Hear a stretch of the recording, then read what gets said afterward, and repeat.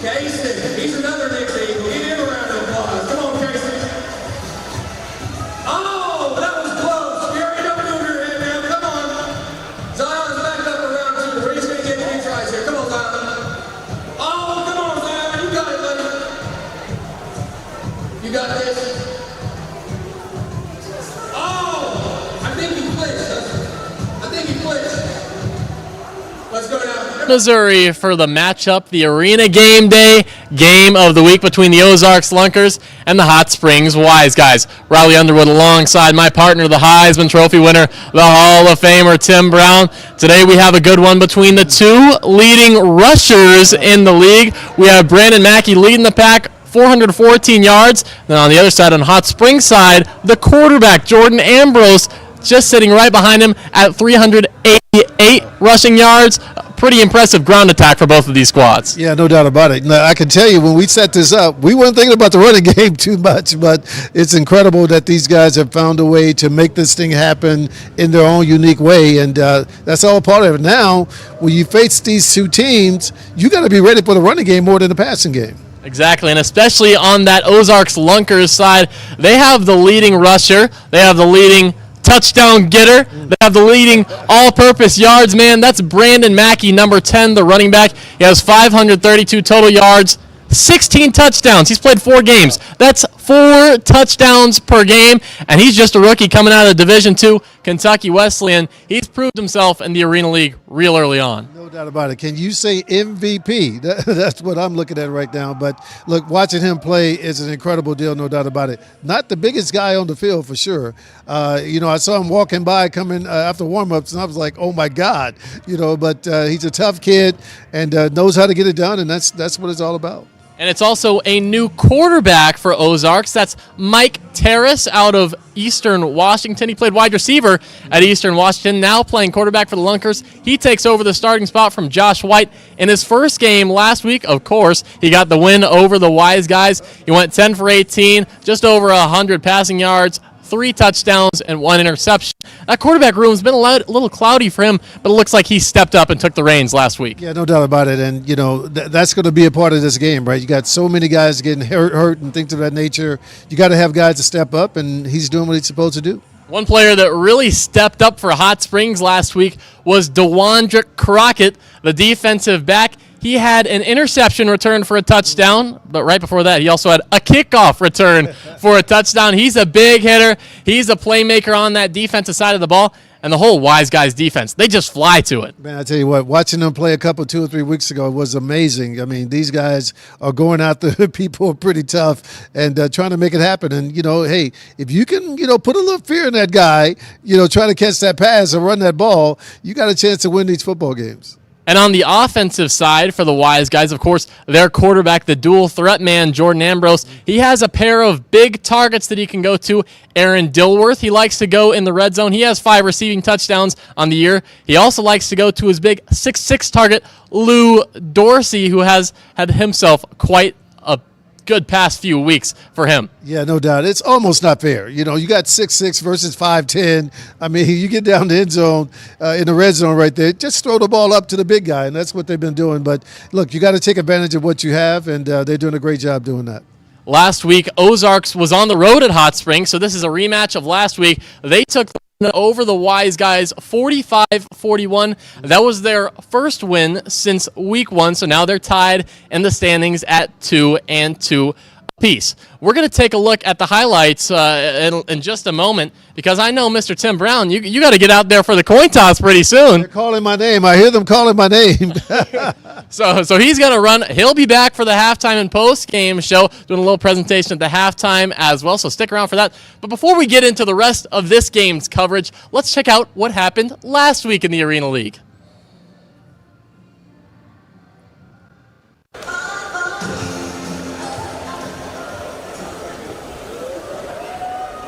The best never stop working, and Cox Health never stops their support.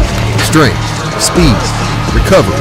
Cox Health Sports Medicine helps power the Lunkers every step of the way. Cox Health, the official sports medicine provider of the Ozarks Lunkers.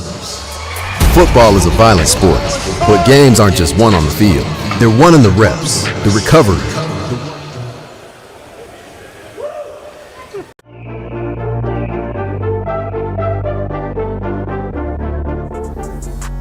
We'll start off in Eau Claire at home taking on Duluth. The Harbor Monsters would score first with a rushing score, but the Axemen would return the favor on the ensuing throw-off. Devon Ford kickoff return all the way, basically untouched. That makes it 8-6 Axemen early. The Harbor Monsters' new running back James Harden was a big factor. He had 3 touchdowns. Duluth up 26-16 at halftime. Joel Shaw botch handoff with Boom Williams, and then Khalil Finley takes it 30 yards back for the defensive score for the Harbor Monsters. Wade Freeman does a little magic trick, somehow gets the ball off to Aaron Dawson, who roars into the end zone. Axemen trail by 10. Fourth quarter now. Joel Shaw, Wildcat read option. He's going to escape a couple of tacklers, get the first down, and then he's going to somehow pitch it back right before he's brought down to Mo Strong, who takes it the rest of the distance. 9 minutes to go. James Harden spins off a couple of tacklers to give Duluth a 47-34 lead. Less than a minute later, Wade Freeman, he drops back and locates a wide open Mo Strong. That's the former Duluth Harbor Monster for his 3rd score of the day. He runs over and tosses the ball to his former coach, Tony O'Neill. 4:30 left in the game, 4th and 1. Eau Claire needs a stop, and they get it. They get the ball back to their offense, down by 7, 1st and inches. And they butcher the snap, and Duluth falls on it. Dante Mason seals the deal. They would run out 3.5 minutes of clock, and the Harbor Monsters take it.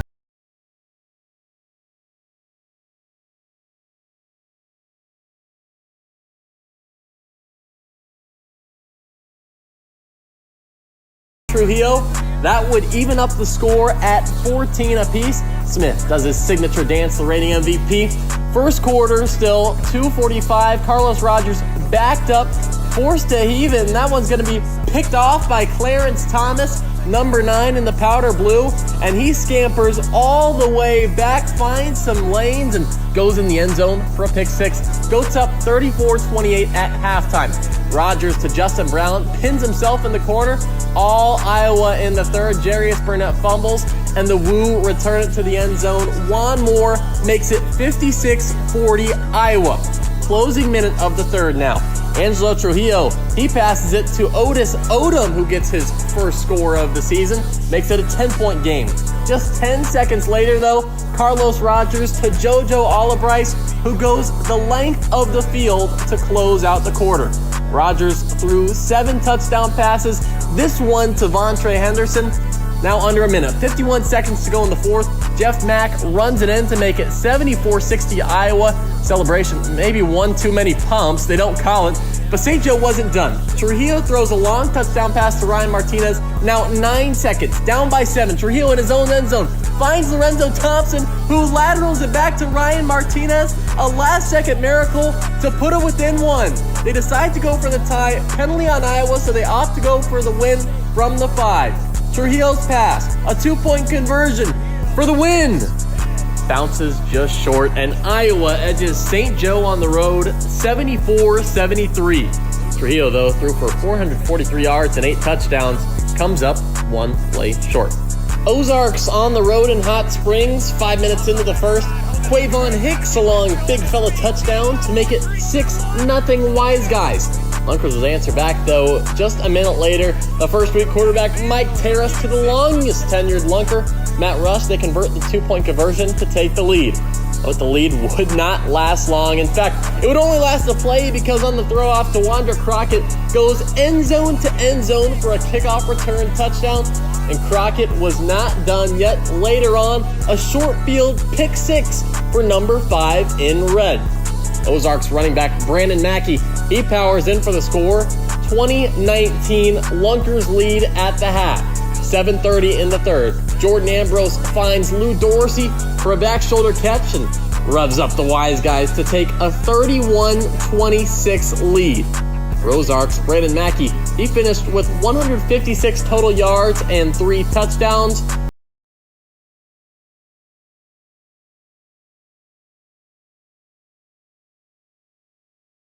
After finding nothing downfield, Matt Rush would come in for a little bit at quarterback for Ozarks. This pass finds Emery Bryant Jr.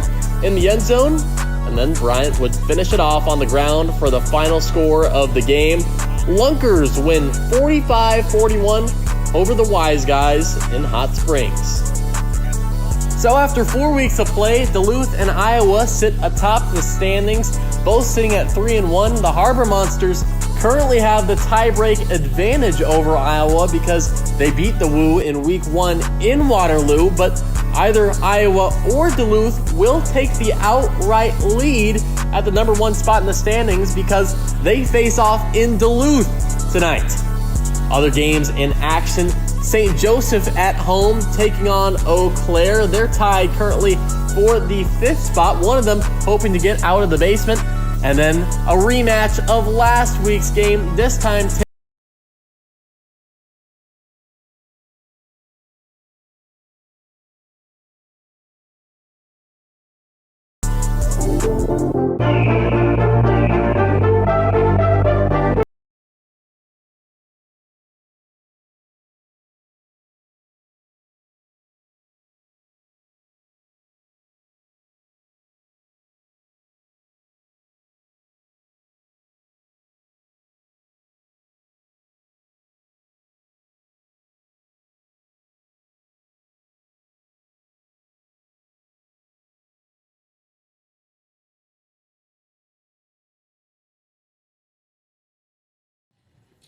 Coach Cam Bruffett, you've had a few games to evaluate the team. What are you expecting tonight from the fans and the crowd, and what are you hoping for with this adjustment right here in this home arena? Man, we've been on the road the past 3 weeks. I think we're Wisconsin 1 week, we're in Iowa the next week, and then Arkansas. So we're definitely ready to be back home in a home game. We have a pretty good record at home. This is a tough place to play. So we've had a good week of practice, and to be in front of our home fans, like, we're really excited about tonight. How important is it to set the tone early in this game? What are you going to do differently, and how are you going to establish that immediately off the jump? Yeah, I mean, it's not very often that you play a team twice in a row. So we went down to Arkansas and beat them on their home turf. So they're riding on a bus here to Springfield to do the same thing. So I don't know that rivalries are set yet this year, but this is potential to be a big physical game and set the tone for the rest of the season. So we were dealing with injuries earlier in the season, and the trainer told us after practice on Thursday that we're fully healthy. So watch out, Arena League. You're back on the home turf. How much confidence do you carry being back here in Wilson's Logistics Arena? What are you excited for, and how are you going to implement that tonight? Yeah, I think it all starts with, what type of practices you have this week. And I'm so proud of our guys. We don't make it easy on our practices, and they've responded well, and it's kind of forming a identity of toughness. And that's what we look for, especially me as a defense coordinator. We're flying around, making plays. We're having fun. We're ready to do that in front of our home crowd. And Coach, we're excited for it. Good luck tonight, and God bless you, man. Thank you. Coach, so good to see you tonight. What's going on, man? You're walking into a tough road environment. What's your game plan heading into enemy territory tonight, and what are you going to do different against the Lunkers here? I mean, it's really not too much different other than execute. I mean, I can't really say we need to switch up our game plan when we didn't execute it the first time. Absolutely. So we definitely have to come in with a mindset of staying together. Can't worry about the refs, can't worry about the fans. Yep. Just do our job, get in and get out. You've seen a few games on film now. What specific challenges are ahead for you, and what are you doing differently during the game to implement and address those challenges? I mean, the challenges, if you mean players or schemes, because right now, I mean, if you watch the last game, 16 towards apart, 10 towards apart. Yep. Quarterback had a good game, and we struggled a little bit on offense. We missed some wide open guys.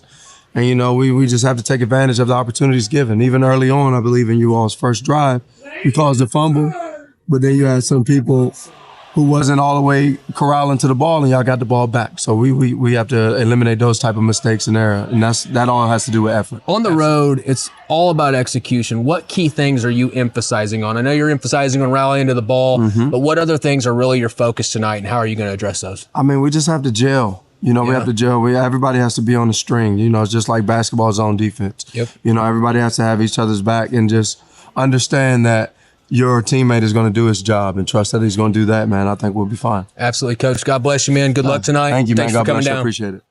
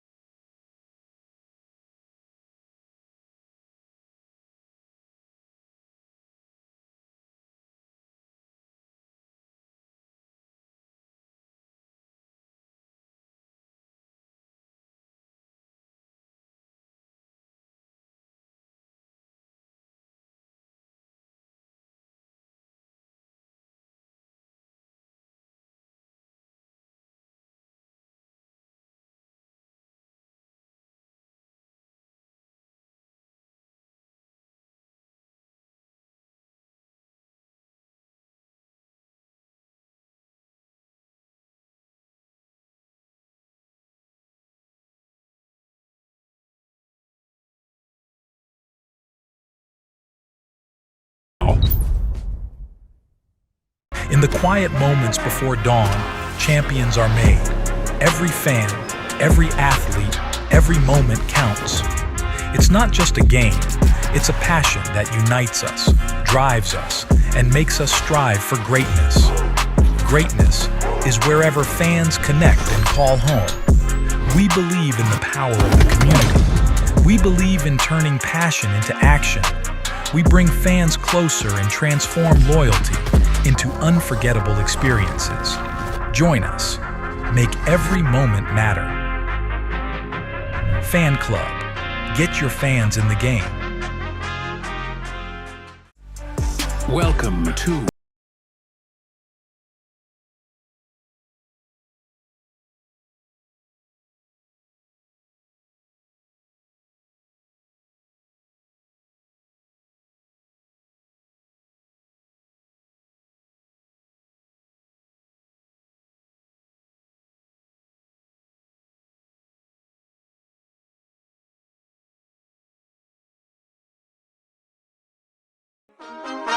My mind is set, my grind is set, my heart on ice cold. I'm only here to even the score. Whoa. My mind is set, my grind is set, my heart on ice cold. We down right now, but did it before. Whoa. See from here we going up. Made the call, I shown up. Now the game is on up. Say my name is blown up. We up, we up, we up, we up, we up, we up, we up, we up. See from here we go.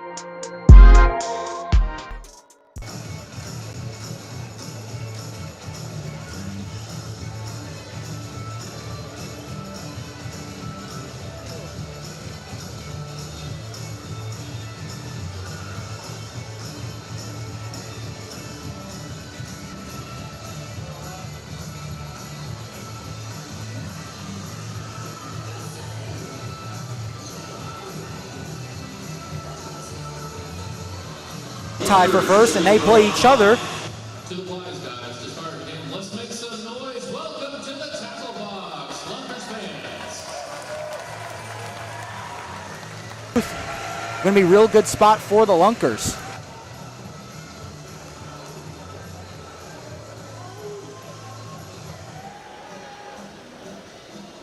£170 D-back from Northeastern State. Football. Butters, meanwhile, 6'5", 245 from Wartburg University. He resides in Iowa, and as soon as they hear the whistle, we will be ready to go. Crockett waits at the 3-yard line. Here's the opening throw off, and the ball goes into the end zone. High, picked up by Crockett. Oh, nice move to get out of the end zone. Cuts inside and is tackled from behind at about the 12-yard line, where the Wise Guys take over their first possession of the game. Almost disastrous. What a bounce in the end zone from that ball. Stayed in. I thought that ball was out. Picked it up. Had to make a dance move just to get out of his end zone. On that one, Crockett able to get a good return from a really bad hand of the cards there on that one. So we're going to see the quarterback Ambrose, and we'll see who's in the backfield with him. They're going to put back Troy Evans alongside the quarterback Jordan Ambrose, 6'2", 228-pound quarterback. He's going to pass on first down. It is caught at the 15-yard line and dropped at about the 17. Caught on the play by Terrell Brown. Terrell Brown, 5'8", 175 from Frostburg College. Be second down and short for the Wise Guys. Keep an eye on Ambrose. He's a multi-dimensional type quarterback. He takes the snap. He's going to give it to the running back who gets the first down and is finally spun down. Troy Evans, 5'9", 190-pound running back from Marshall University. Averaged over 160 yards in all-purpose yardage at Marshall University. First and 10 here for the Wise Guys. Ball right at about midfield. Again, 50-yard fields here in the Arena League. Turf, they've got the padded walls. Ambrose skips up looking. He throws to his left. It is caught, banged into the wall over there. After the catch, Lou Dorsey, 6'6", tight end from Illinois. He'll pick up about 6 yards for a 2nd and 4 here for Hot Springs. And I love the way Hot Springs is coming out, spreading the line and the formation across the field, giving a lot of space for Ambrose to move his feet and improvise, especially in a league like this. Got to be able to make those quick decisions, especially when you start to move around. Ambrose sticks it in the gut of Evans. Evans trying to get outside to the left. He is tackled from behind. Good tackle that time by Lacavius Daniel. Daniel making the stop there. No gain. Maybe a half yard. And it'll bring up a 3rd and 3 now for the Wise Guys. Their first possession of the game. See the replay there. The foot tackle. 3rd and short. You got Aaron Dilworth on our left side, your close side of the screen, with a little bit of a running start here off the line, lined up by where Ambrose is. Ball snapped just in time as the play clock was winding down. Here's Ambrose, gets the first down. Did he get out of the running lane? They said he did. Picks up just enough for the first down before he is knocked into the wall. Great play right there. Head up, always looking downfield, aware of his location on the field, just able to stay in. And the moment he crosses the line, the wherewithal to immediately cut outside. Great play right there from Ambrose, a man who knows what he's doing and one of the best dual threat quarterbacks in this league, showing it off. Yep, averaging 183 yards per game, passing and running. Here's a ball that's just thrown away. And Ambrose, a slow snap. He did all he could do to get rid of that as he was being pressured by L. Tyser. Big L, one of the top sack artists in the league. He's going to check out now on this 2nd and 10 for the Wise Guys. Somebody got a souvenir. You're saying L. Tyser, he does lead the team in sacks with 2 on the year. But yeah, not a lot Ambrose could have done on that one. Bad snap, it's bound to happen. 10:40 to play here in the opening quarter. Evans in motion. Cuts up the field. Here's Ambrose cutting in. He's got some running room up the middle. Gets outside and in for the score.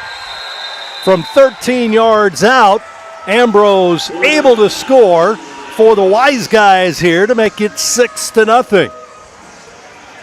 And this is one thing the Lunkers are going to have to do all the time. They have to contain him in the pocket, only sending 2, able to find a hole and just make a couple dance moves along the right side of the field, able to put one in for 6. Great first drive from Hot Springs, setting the tone early on the road. This is exactly how you need the drive to go. Waste some time, end with points on the board. They're going to go for 2 here. Ball at the 10.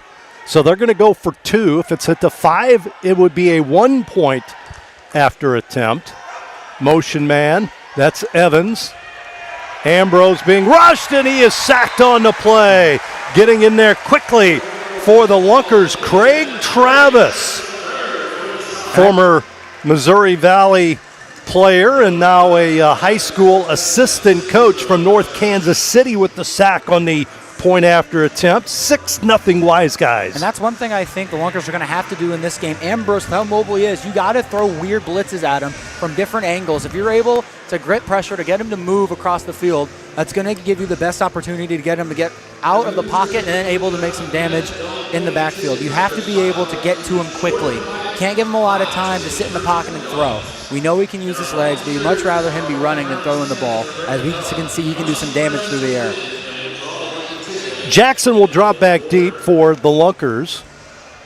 And to throw it off for Hot Springs is Crockett. So Crockett receives, and he's the throw-off man.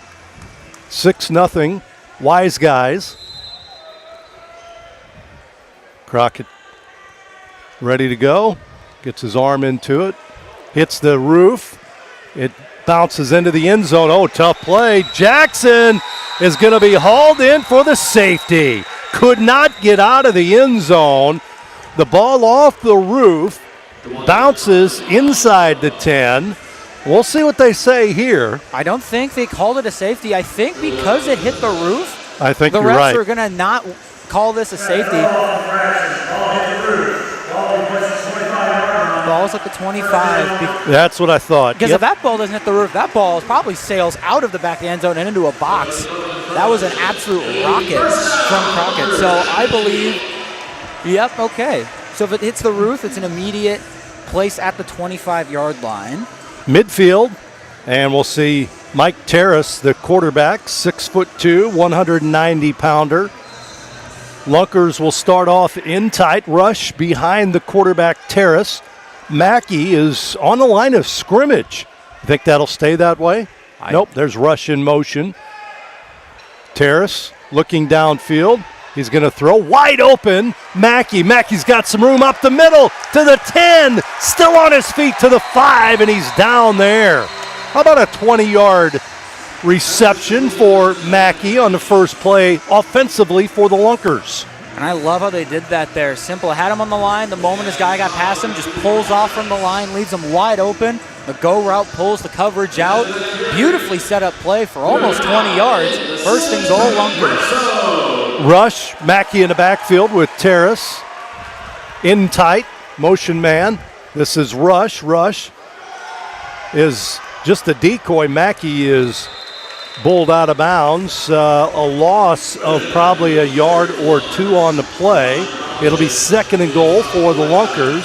A slow developing play there for Ozarks. We'll see it here.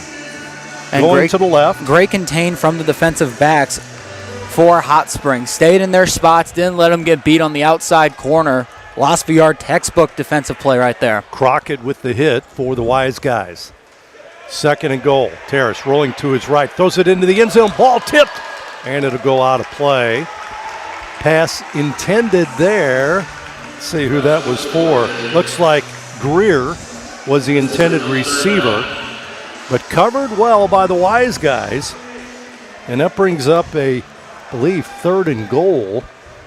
You'd be correct on that one. Great stand right now from Hot Springs. Got to do it 2 more times. Terrace, Mackey in the backfield. Rush going to go in motion forward. Here's a snap. Terrace rolls to his left, looking into the end zone. Man open, but he throws it behind. Rush, incomplete, will bring up a 4th down. Play was there, just an errant pass on that one. Had it, no territory to surrender now, already down 6. Tough pass because Terrace was rolling to his left, had to throw crossbody behind him. So 4th and goal. Football at about the 7. Rush going to get a running start on this one back at the 15.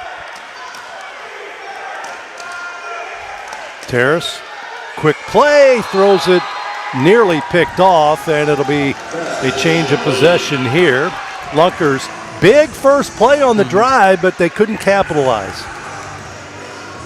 And now the Wise Guys take over with 7:28 to play in the opening quarter. Huge opportunity now for the Wise Guys on the road. Couldn't beat this team last week. You got to find a way to put points on the board quick, set the tone. Did it on the first drive. Now your defense does the job. Got to come out and be able to convert on this drive. Got a long way to go, but if they can get some time off the clock, they can really do some damage here. Ambrose will set up near the end zone. He's at about the 1 yard line. Evans in the backfield with him. Motion now. 2 players in motion. Ambrose steps up. He's not going to go. He throws it in front of him. Ball caught all the way to about midfield. The receiver that time for Hot Springs is Darren Labette. Labette, 5'10", 185-pounder from Millsaps College. I think a foot crossed the line. I think that ball's going back. It looked like it from my view. He just barely went over the line of scrimmage outside the hash mark. We'll see what the refs go with here, but it did look like he crossed the line, and if he did, it wasn't by a lot. He's going back for the flag. He's probably waving it. No flag. Yep. So they looked at it and said, nope, he almost did. The shadow when he was running forward, and then he went back and completed the pass. So 1st and 10 for the Wise Guys. Ambrose and Evans in the backfield, shotgun formation. He's going to talk to Evans here. You got 2 seconds. Looking downfield, ball caught and dropped. Caught and dropped. Dilworth through his fingertips. He was wide open, nobody around him, and lost it. I think he took his eye off the ball to see who was around him defensively. His feet moved before his hands had the ball. That's the number one reason you're going to drop a pass. Has it open right here. Gets too worried about moving before he has the ball secured. That's one you're going to hang your head over when you go back and watch the film. 2nd and 10 for the Wise Guys. Evans in motion. Oh, he went way over the line of scrimmage before the ball was snapped. And I think the time ran out. I mean, how many penalties can you have on one pre-play? The clock and the motion. Delay a game. How many? I think if you got an encroachment in there, you could get to 3. I'm sorry, offsides. So it drops him back 5. And they'll repeat 2nd down. 2nd and 15 now. Ambrose in shotgun. Snap back. Rolls to his left. There's Tyser. Has the foot. He pitches in front of him. He's got a man. It's caught. Helmet comes off and rustled to the ground on the play. Very aggressive tackle there by the Lunkers.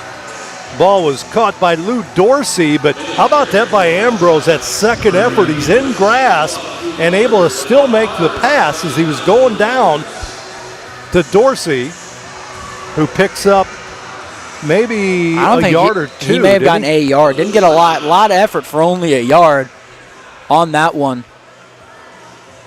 But again, great job by Ambrose, staying up, extending the play right there, as Tyser had him almost completely on the ground when he got that pitch off. Helmet flew off, so he checks out of the game here. 3rd, and we will call it 15 for the Wise Guys.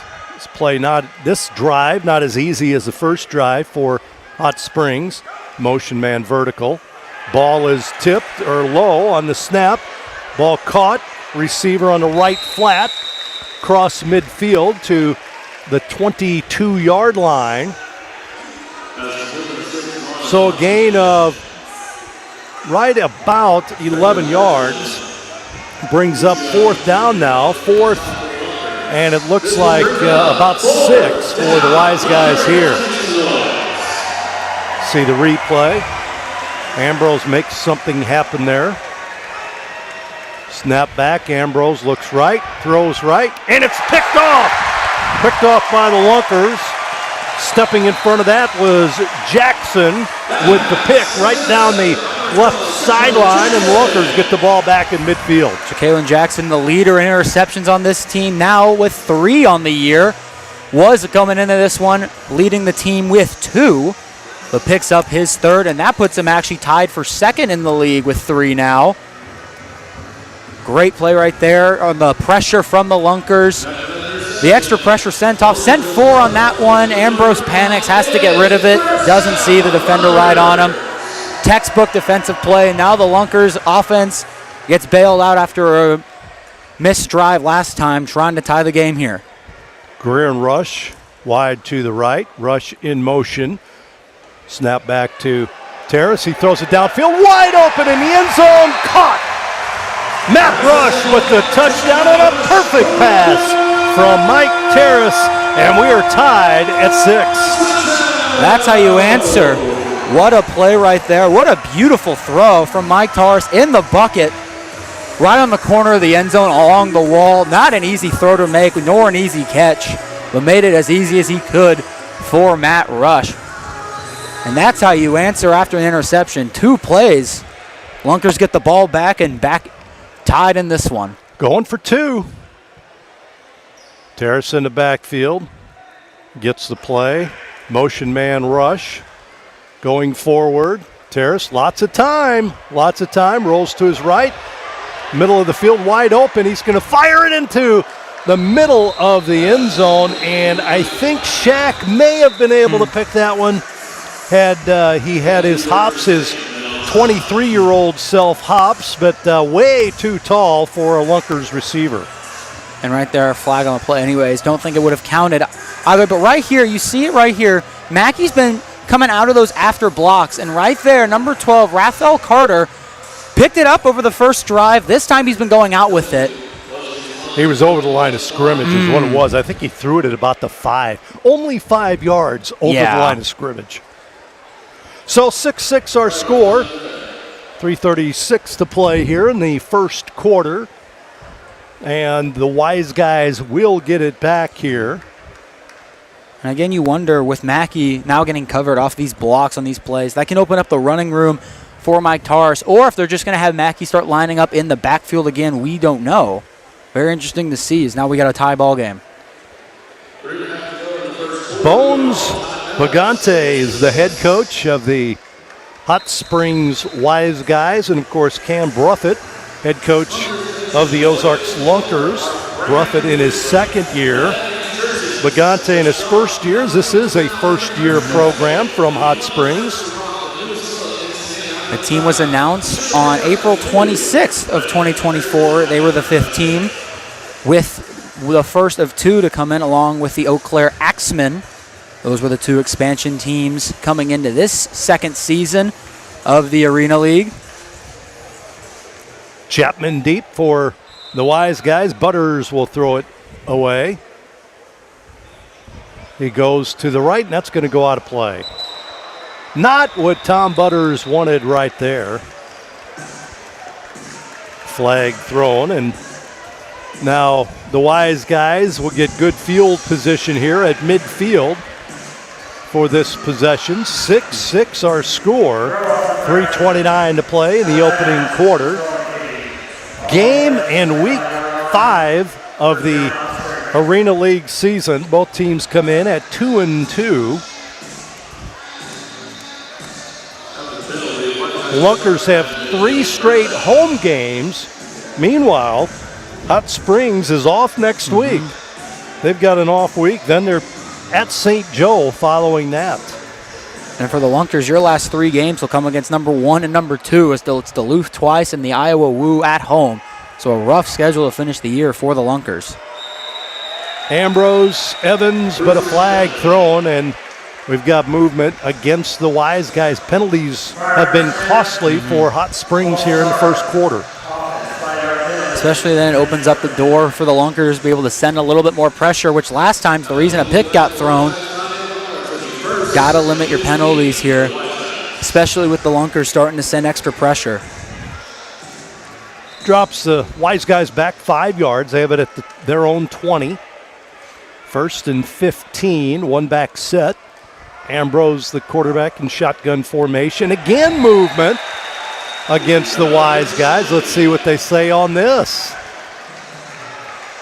Officials huddle up. The call made. And again, false start against the offense. Another 5 yards gone the wrong way here, Ryan. Taking the great field position they had and immediately giving that advantage away to start the drive. And a timeout now. Good decision there. Calm the guys down, get ready to drop the next play, and more importantly, tell them to not jump over the line.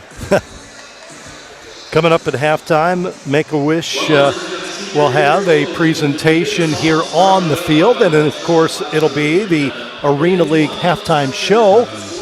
Tim Brown and Riley Underwood, as they had the pregame show as well.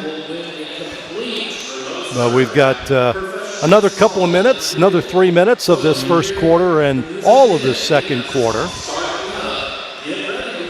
Tickets, if you're interested in attending games in Springfield for the Lunkers, you can go to the OzarkLunkers.com website, or for the Wiseguys, it's Hot Springs Wiseguys.com, and they have all the ticket information that you need for upcoming home games.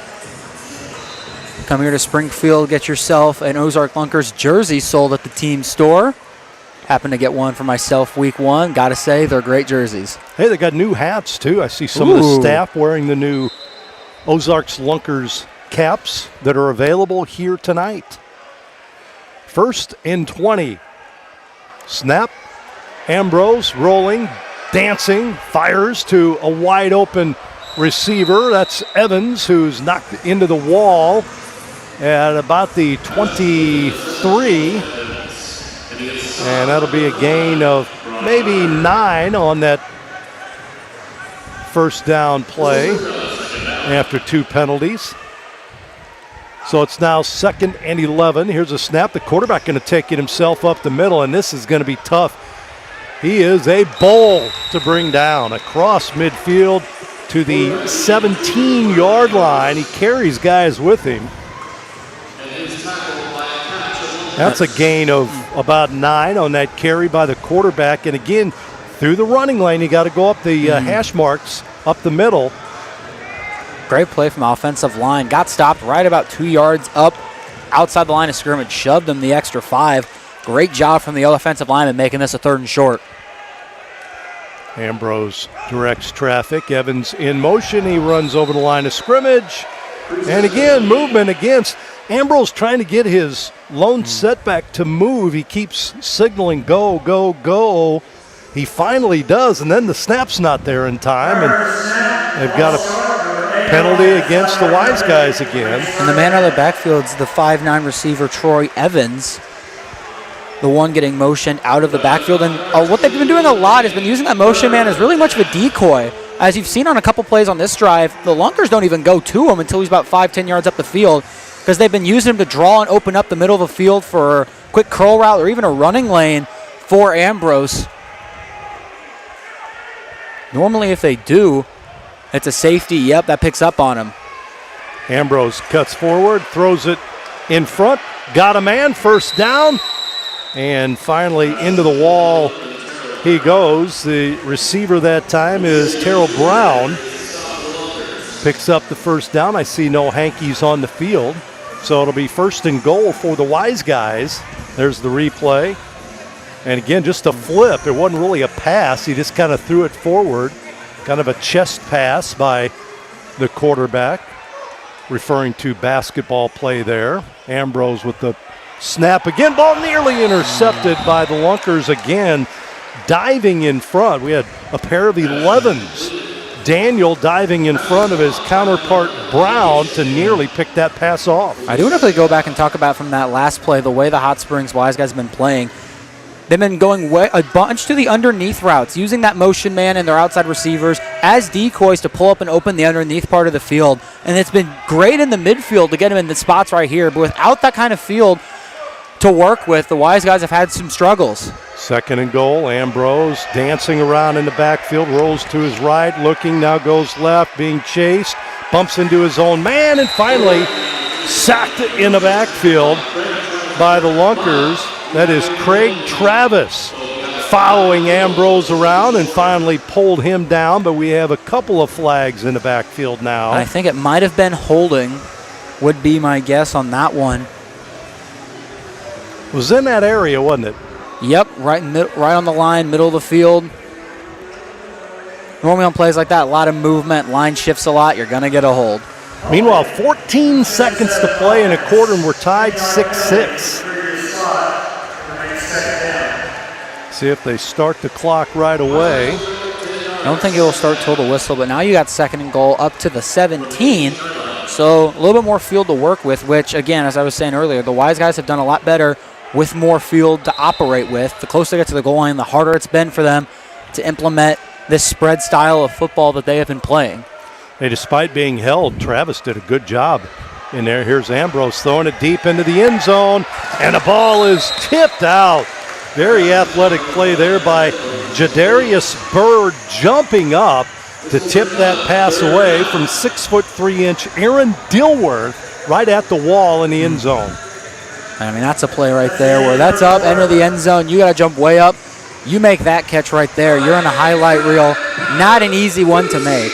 All right, we need to take a break. 2nd quarter is coming up. We'll be back after the break. Don't forget, download the Fan Club app, join your home team, and earn extra game day points. Back after this.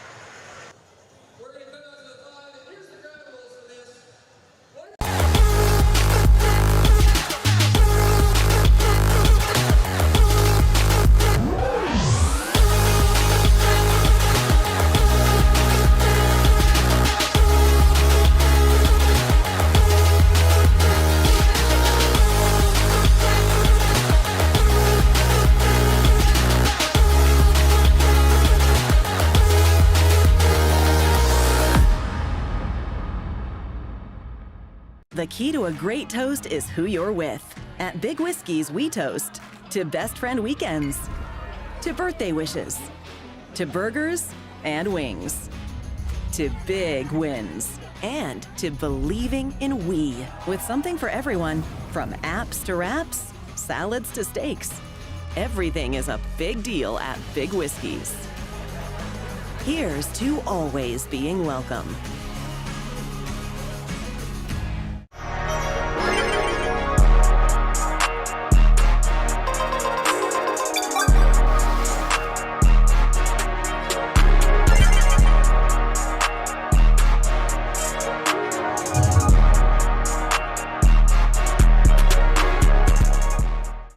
Your swing is one of a kind. Shouldn't your clubs be too? At Griff's Golf, we craft the ultimate golf experience through custom fittings.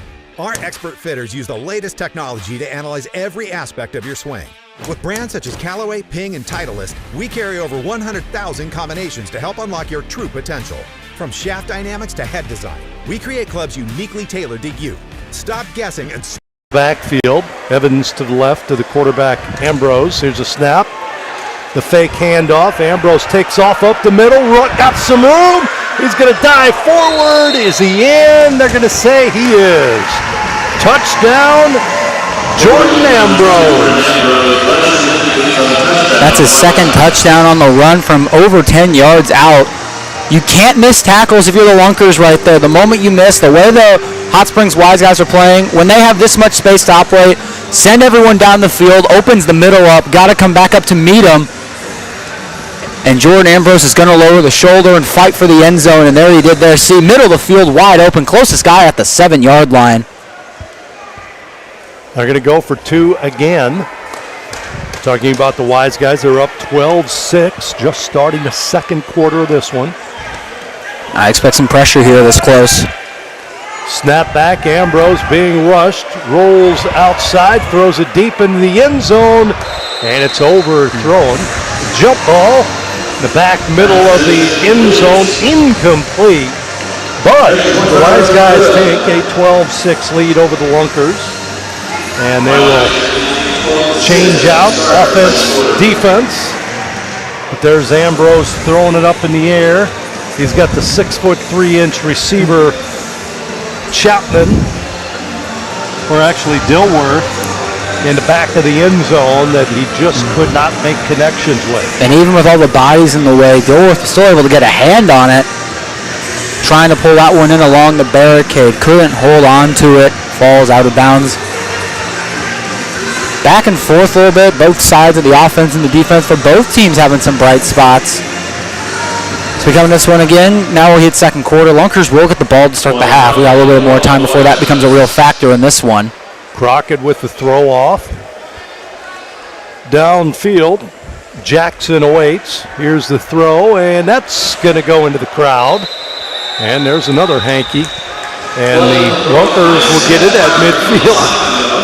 Again, I don't think that's exactly what Crockett wanted, but they were trying to angle it away from the middle of the field, which is smart, but twice now, one for each team. Butters for the Lunkers throws it into the crowd, and now Crockett does for the Wise Guys, and that gives the Lunkers great field position in midfield.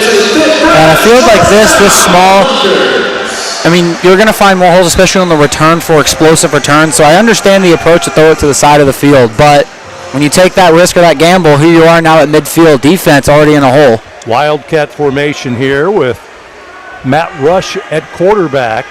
Motion man coming forward for the Lunkers. Rush going to take it up the middle. Sees a seam on his feet. He runs into three white jerseys, but he's got the Lunkers first down. Look at this, still going. Across the 5 and down to the 1. How about that? Matt Rush. Oh. They never blew it dead as far as I know. This one on the ground, them fighting for the ball. Rush still holding onto the ball, but what a play. Was that a goal line play? Did we see the Philadelphia Eagles running a play from the midfield? How about that? A little bit of a brotherly shove from midfield. Just started, flag. There's a flag. Unsportsmanlike? I believe so after the flag. On the head coach. Wow. Again, I could see where the argument is. Yep, they never blew it dead. Because originally what happened was Rush is met by 3 Wise Springs guys and stops for a split second before he gets shoved up again. So I get the argument of saying the play should have been blown dead there. But I mean, regardless if it was blown dead or not, that's impressive work from the Lunkers. Shove their guy an extra almost 20 yards down to the end zone. What a play. Well, they haven't outlawed that play in the Arena League, that's for sure. And they haven't in the NFL either. Nope, haven't passed for a vote yet among the owners. You know, if I'm the Lunkers, a play that works like that, gets that type of reaction, run it again. I mean, you can't run inside the 5 now that I realize that, but when you get back on the offense, try and running that again, because if your offensive line is pushing your guys up the field like that, you might as well try it again. You say this is Brandon Mackey time here. I would believe so. We'll see what they do. They're talking it over, the officials and the coaches again.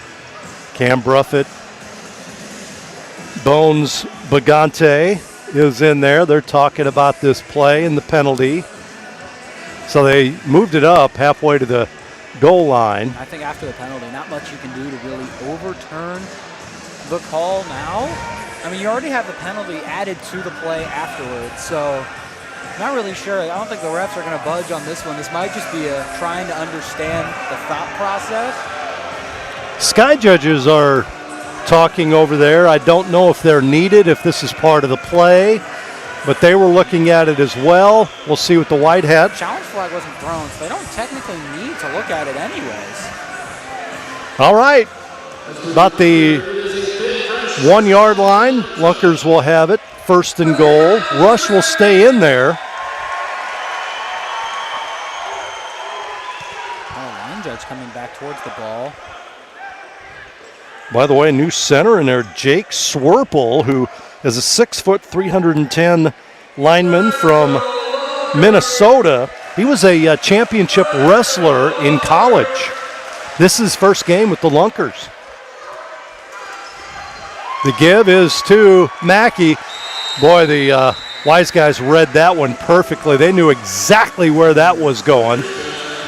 And a loss of a couple on the play to Brandon Mackey. And Mackey not having a great time on the ground so far. Most of his yards been coming through the air. On that one, great job by the defensive line. And honestly, on that type of play, you need to be running a read option like to be able to get out and be able to make a play in case everything collapses. Again, in tight, motion man to the left. Here's a snap back to Rush. Rush wants to throw. He's got a man open in the end zone. Caught! Touchdown by the Lunkers. Tom Butters, 6'5", 245, leaping up to make the catch. And the Lunkers tie this one up at 12 here in the second quarter. Matt Rush, this season, how about this? As a quarterback, and again, he's that Wildcat guy, but he came in 19 for 32, 59%. He had 5 TDs, no picks as the quarterback. And he throws his 6th touchdown pass of the season. Lunker's going to go for 1 here. Snap back to Rush. Rush going to throw it up again. And that one is overthrown. Intended once again for Butters. And we're going to have a 12-12 tie as the Wise guys will get the ball back here in the second quarter. Much like last week, man, it was back and forth between the Wise guys and the Lunkers. Only it was in Hot Springs last week, and the Lunkers won it 45-41. And another back-to-back like game in the tackle box as the last one was against St. Joseph to open the year, and that one ended on a last-second play. Ended up going in favor for the Lunkers. So this home crowd used to some nail-biters and already on the beginnings of one here at the tackle box at Wilson Logistics Arena. Well, how about this? Offensively this season, Hot Springs averaging 37 points a game.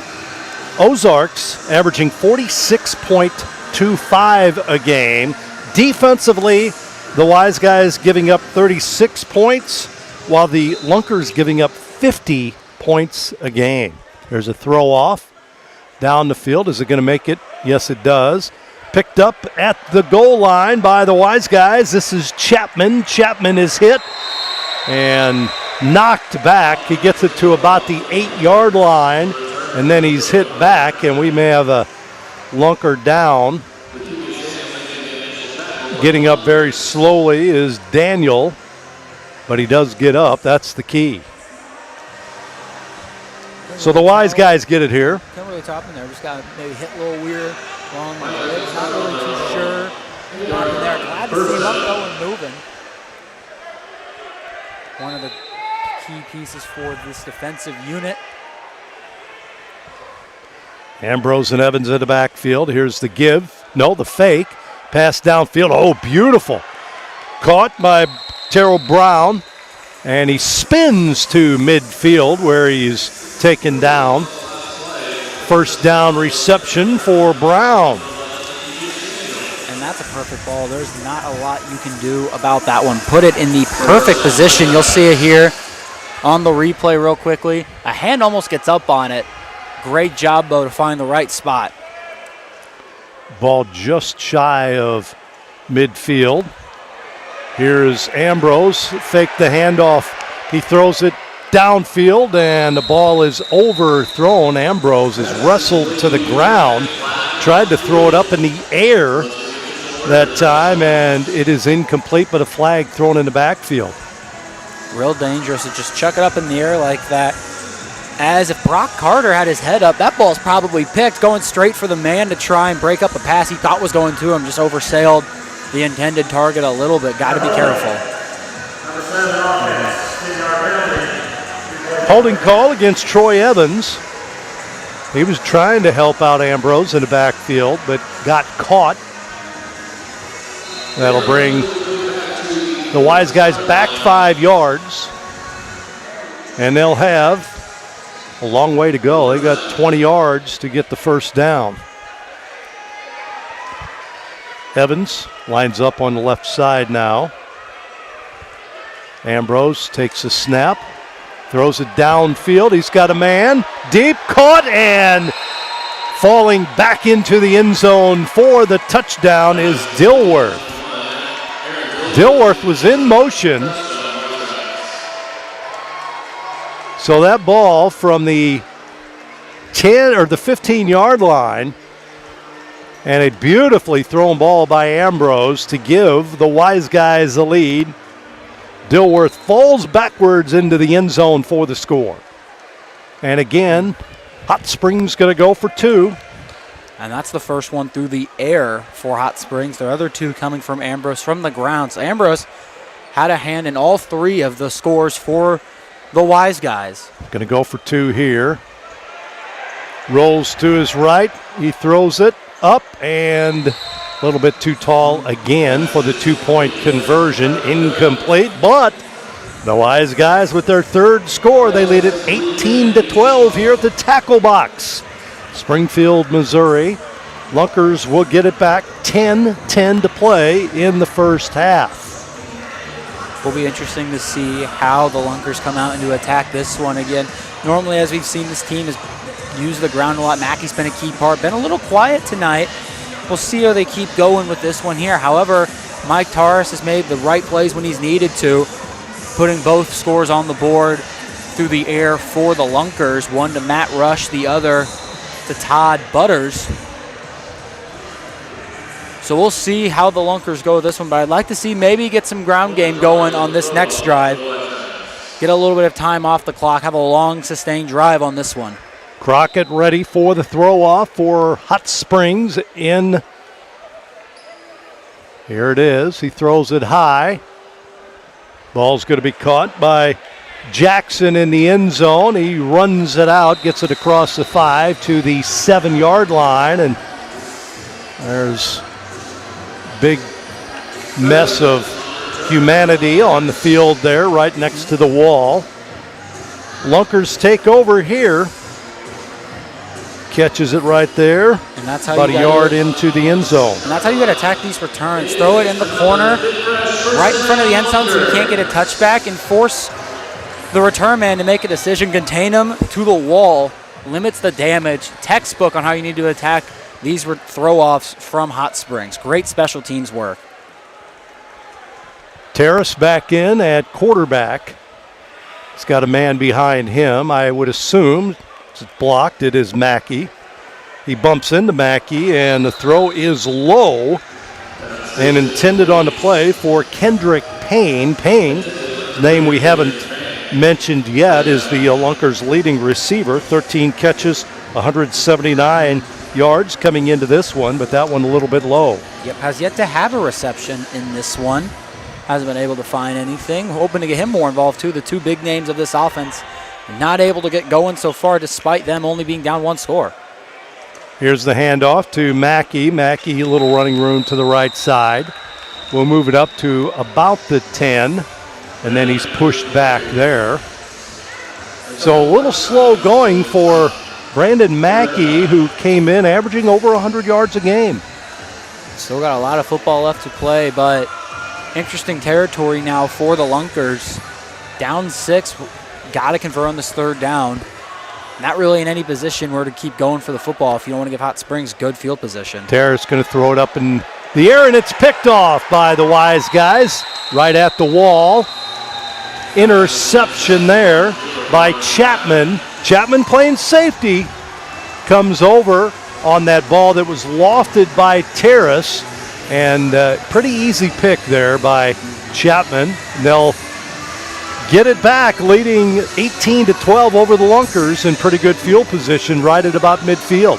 And what a stand right there from the Wiseguys. Started with the special teams play, gave him not a lot of field to operate out of, got pressure consistently, and then forced Terrace to make a bad decision with the football. That's great defensive work from Wiseguys. Up 6, trying to make this a a two-score game. Great job from Hot Springs.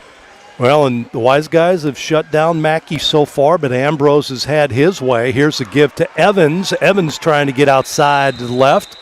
He is tripped up on the play by Daniel. Pick up a few yards there.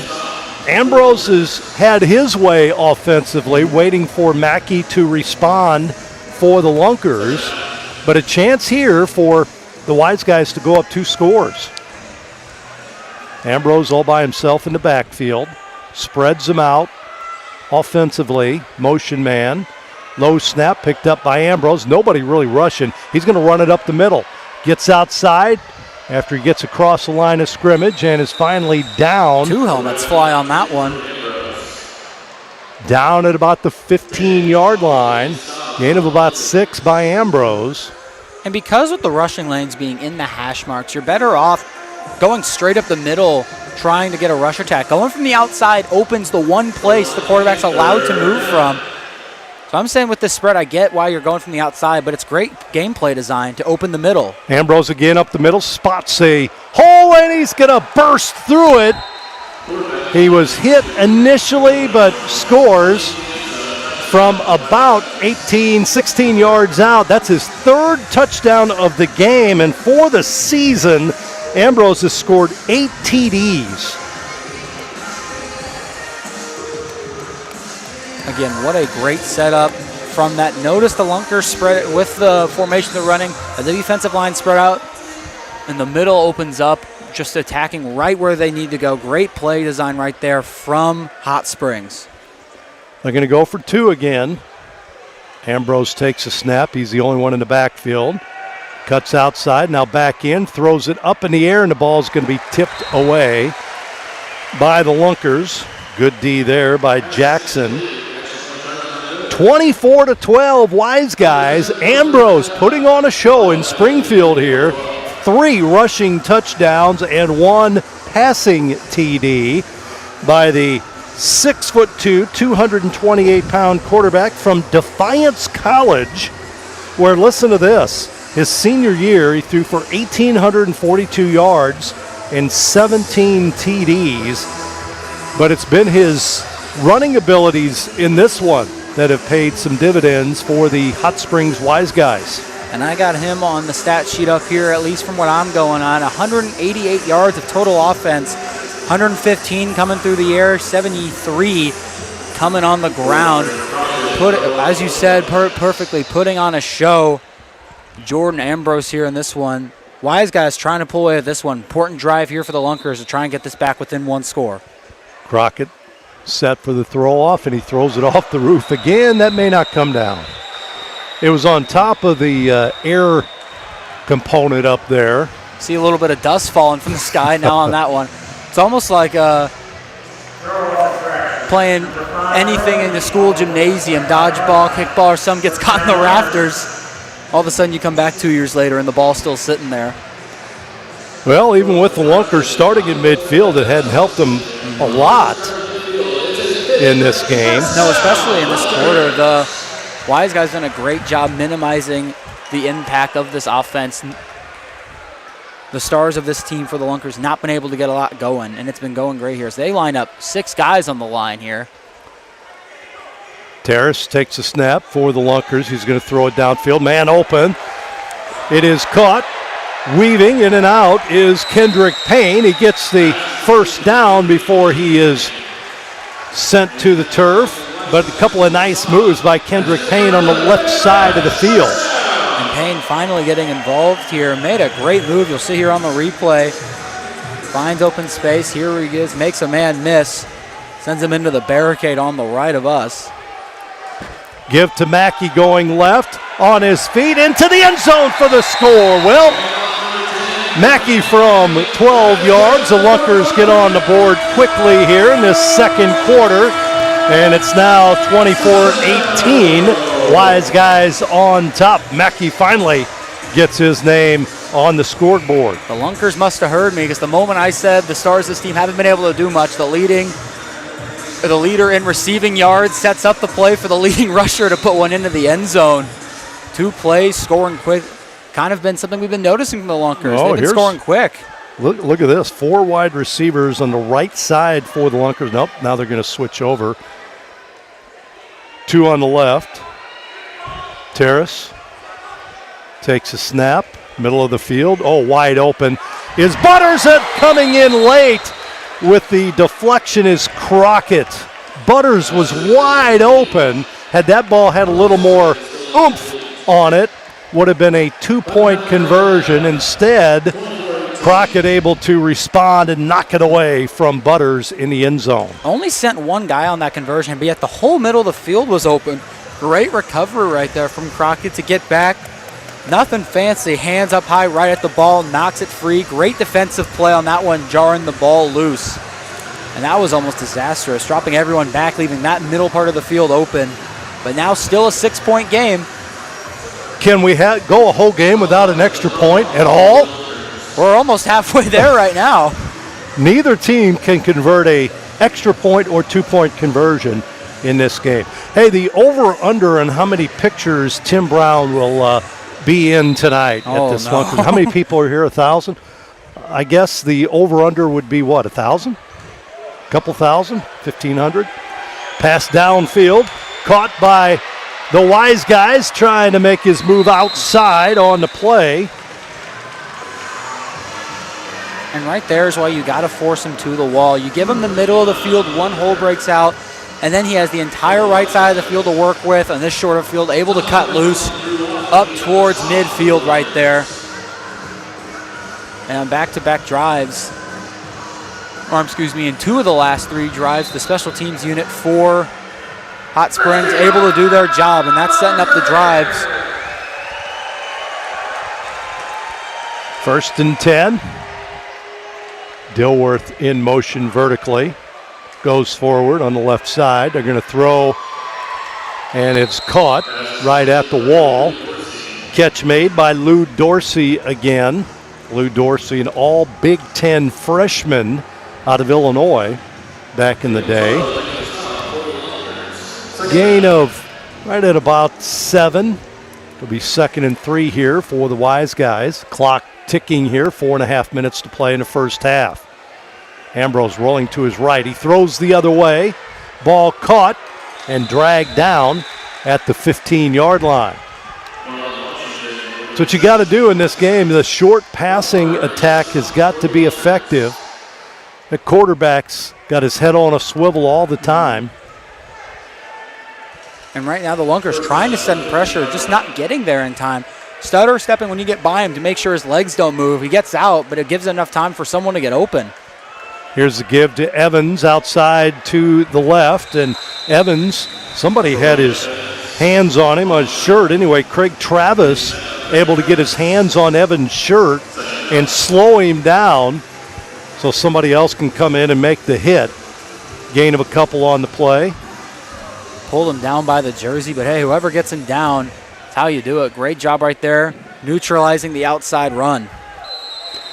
Flag on the play as the coach talked to one of his players on the field. See if that was a warning or a penalty. And the head coach, Bones Bagate, talked with the quarterback. I guess they changed the play, and that's something you can't do in this league. No huddling up. I don't know if that's considered huddle up or the contact, the communication was illegal, but the fact that he went over and talked to him within feet of each other. I think once the ball's set and you line up in formation like you see here, you're not allowed to go back and talk to your coach. Ambrose, lone setback right now, takes a snap, rolls to his right, looking downfield. He's going to throw behind him. It is caught. Caught on a play by Dorsey. Dorsey inside the 5, and he is tackled there just enough for a first down. There again, Ambrose making something happen offensively, scrambling and then throwing lateral. Could have been behind him, I'm not sure, but gets it to Dorsey, who able to get it across the 5. And it'll be first and goal here for the Wiseguys as they threaten again. Under 3 minutes to play in the first half.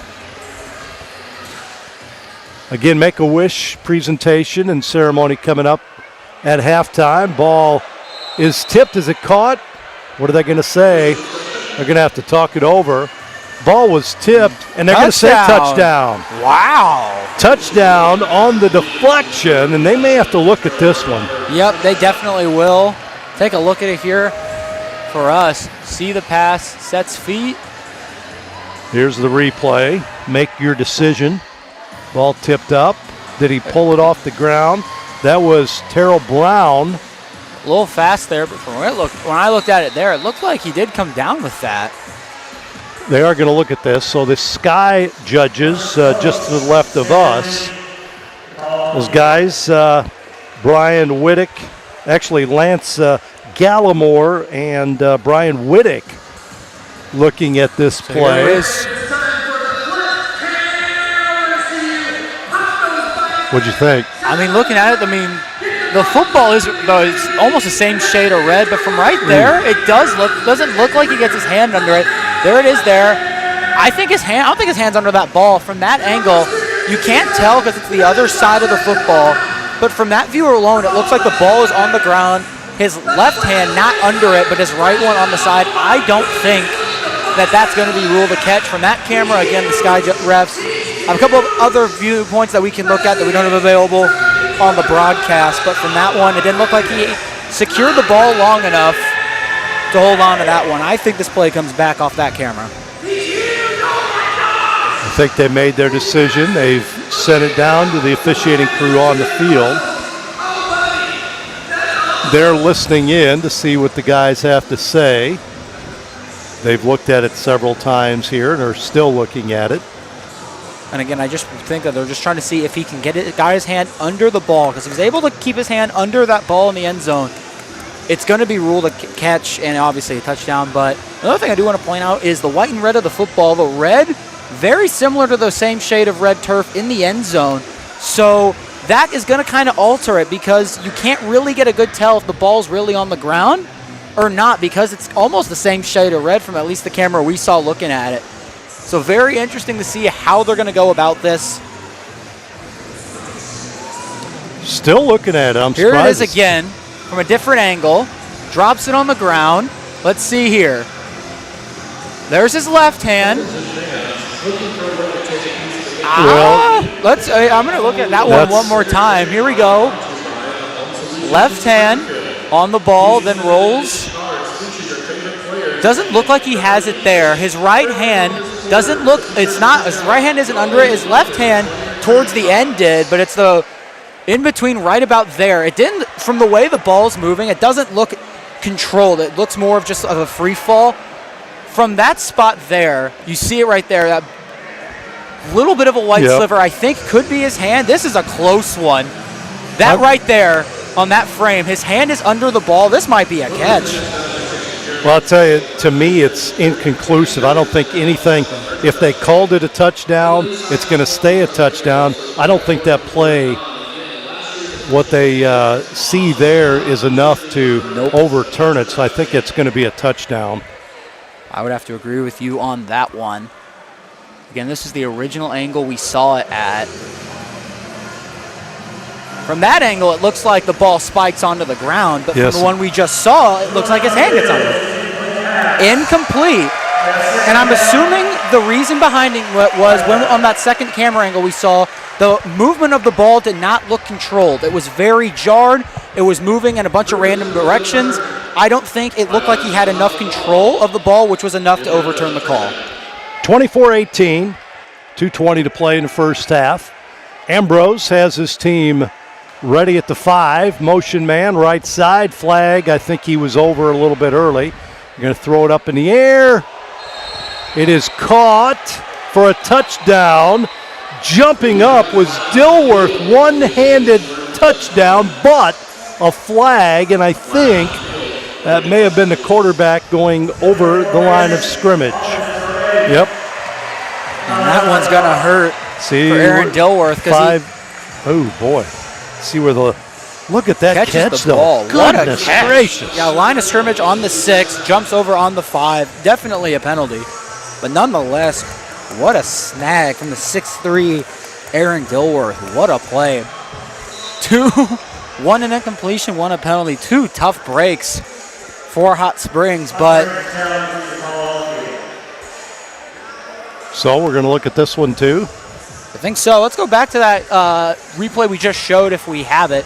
The marker looks to be from looking vertically. We're looking to the far end of the building. It looks to be around the 6-yard line. If we have that replay if it was again. 6. If we have that replay again, I'd love to go back to it. But from what I saw, it did look like he crossed the line. It's the white hat, Byron Pearson right now. At the 6. It would have been at the crossover at the 9. Yeah, so that's what they're looking at, his foot, because it looked like he definitely stepped on the 5. If the marker was at the 6, boy, the flag right there. The flag came way early. Yes. So false. I don't know what they're looking at then. So it had nothing to do with his. It looked like they said it'd be a false start. So we'll see what happened. I don't know who the original false start would have been on. So I guess they're checking to see if if whoever was actually jumped before the ball was snapped. So you see him huddling up. 2:08, we're just about at the 2-minute warning, and we'll have a break coming up at that point. Reviews and penalties have had this last 5 minutes of this quarter slow down a bit. However, if you're the Lunkers, this is an important drive. You're able to get a stop here. You have to work the whole field, but you do get the ball to start the second half. So this is a very important drive for this defense. Have to get a stop here. Give your boys on the offensive side of the ball a chance to try and tie this game with the ball at the half. But it also means that if you are able to score, you're able to come out and score the next one. You have a little bit of insurance to make sure this lead doesn't grow even more as what it is. The furthest lead has been 12. So again, it was thrown at the beginning of the play. Snap. You see the white cap looking towards, it looks like from that angle he's looking right down the middle, or if not to the left side of the field. I don't think from that angle I can tell what is really going on right here. So one runs across. I mean, from that there, I didn't see anything jump. We'll watch it again. Nope. I'm just wondering how they can look at a penalty. I mean, it's a penalty, or they're not looking at that, right? I mean, if it's that, they already pulled the ball back from what it would have been. So if it was throwing over the line of scrimmage, I don't really know what the flag at the beginning of the call was for. A lot going on here. I'm not really sure of all what they're talking about now. A lot of factors as the Sky ref still deliberating. Only about maybe 20 feet to the left of where I sit. So the penalty will stand. Not really sure what for, but it does stand. So now Hot Springs goes back to the 9-yard line.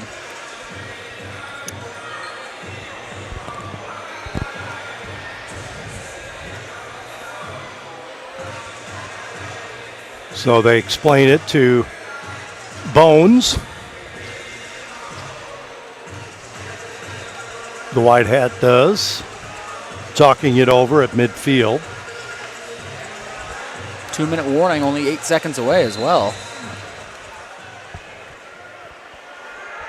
Clock rolling here.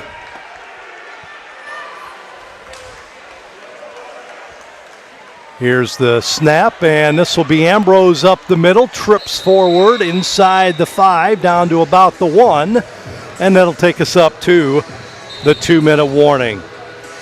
Again, we're going to take a break here, and don't forget to download the Fan Club app. Join your home team. Oaklawn and Hot Springs is home to amazing weekends and unlimited possibilities. Is your Oaklawn having a big night at the tables, or a day doing nothing at all by the pool? Is it great food and great friends in the Oak Room, or complete solitude in the Astral Spa? At Oaklawn, it can be whatever you want. Plan your Hot Springs getaway at oaklawn.com now, because your weekend and your Oaklawn is waiting. This is my Oaklawn. What's yours?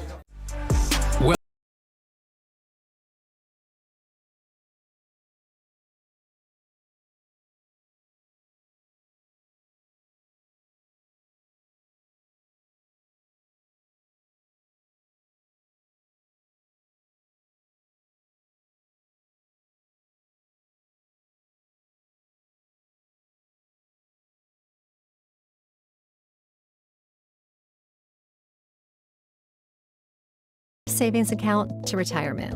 Life is full of important moments. Our modern banking solutions make managing your finances simple, so you can focus on the moments that matter most. Simmons Bank, proud supporter of the moments that matter.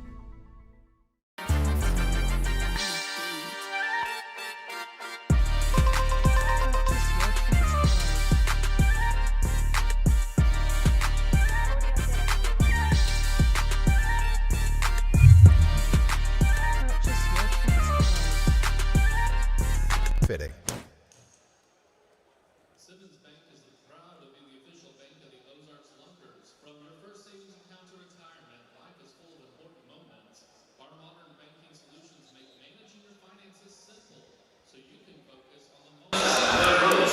Simmons Bank, your Back at the tackle box, the final 2 minutes of the first half. Wiseguys moving downfield. Ambrose has his team inside the 5 at about the 2-yard line here. He's already accumulated over 200 yards of total offense unofficially in this first half. He gets a snap, rolls to his right, pitches, and it's intercepted by the Lunkers. Nobody in front of him, and it'll be a score for Ozarks. That is Ewing Jr. from 50 yards, make it 47 yards, and the Lunkers have tied it up here right before half. The second interception for this defensive unit. Just a quick pitch, and great job recognizing the play there, catching up and immediately taking that one. The moment he catches that ball on a play like that, that's when you jump at the bits at as a defender. You know on a pitch like that, you get the ball, ain't nobody going to catch you, especially on a field as short as this. What a break for the Lunkers. Going from defending to hopefully not making a 2-score game to tying it up in one play. What a defensive effort from the Lunkers to get this one back up. Demisio Ewing Jr. with it was an option play by the Wiseguys that was just read beautifully by Ewing, and he rambles in from about 47 yards out. Here's a throw up and over the wall, incomplete, but a flag on the play, and it'll be a penalty against the Lunkers. So 24-24, we have yet to accomplish or complete an extra point in this first half. Each team has scored 4 times, and each team has failed on their extra point attempts. You know, if I was ever a betting line, that'd be one of the really obscure ones you throw in like $5 on just to see if you can make some money off it. Wow, that is really. It's an interesting feat, I'll say that. Don't forget, the Arena League halftime show is coming up. Tim Brown, Riley Underwood. First we'll have, of course, the Make-A-Wish ceremony coming up and festivities at halftime. We'll go to that right away, and then we'll have the halftime show with Tim Brown, who already, by my count, and again, I may have missed a picture or two, right? But by my count, 178 pictures he's taken. If you can keep count on that one, that is impressive. While I'm doing play-by-play, I'm keeping track of the pictures that Kanish has taken. Get that put in for a graphic download that we can show at the end of the game. We get the number. And also, fans, if you're interested in coming out, we got 2 more home games in this regular season in the next 2 weeks. 4th of July weekend, July 5th. Come out, watch the Lunkers play the Duluth. And then on the 12th, a rematch against the Iowa Woo on July 12th. Tickets on sale for those ones, again, at ozarklunkers.com. Able to get down, come out to the tackle box here at the fairgrounds. Summer, spend a lot more time at the fairgrounds anyways. Fair coming up not too far from now. But get your fix early, come out to the fairgrounds here in the Springfield area. Butters with the throw off. Dropping back deep is Chapman for the Wiseguys. He goes left this time. Caught at about the 1. Oh, a hand near the helmet, but down finally at the 12-yard line. Thought there may be a face mask attempt there, but no call by the officials. And it'll be 1st and 10 for the Wiseguys. They mark it at the 11 of Hot Springs. And again, if you're Hot Springs coming out, you just got to shake that one off. You had a good drive offensively. You moved the ball upfield. Yeah, a little bit towards the end. Couldn't execute, and a mistake cost now a tie. But you've been moving up the field against this team. Don't let that one interception change it. Still move the ball like you have. There's been a couple of mistakes, yes, but you're still moving the ball the way you want it to. I don't think there needs to be any real change. Just come out in this last minute 39, get some points on the board.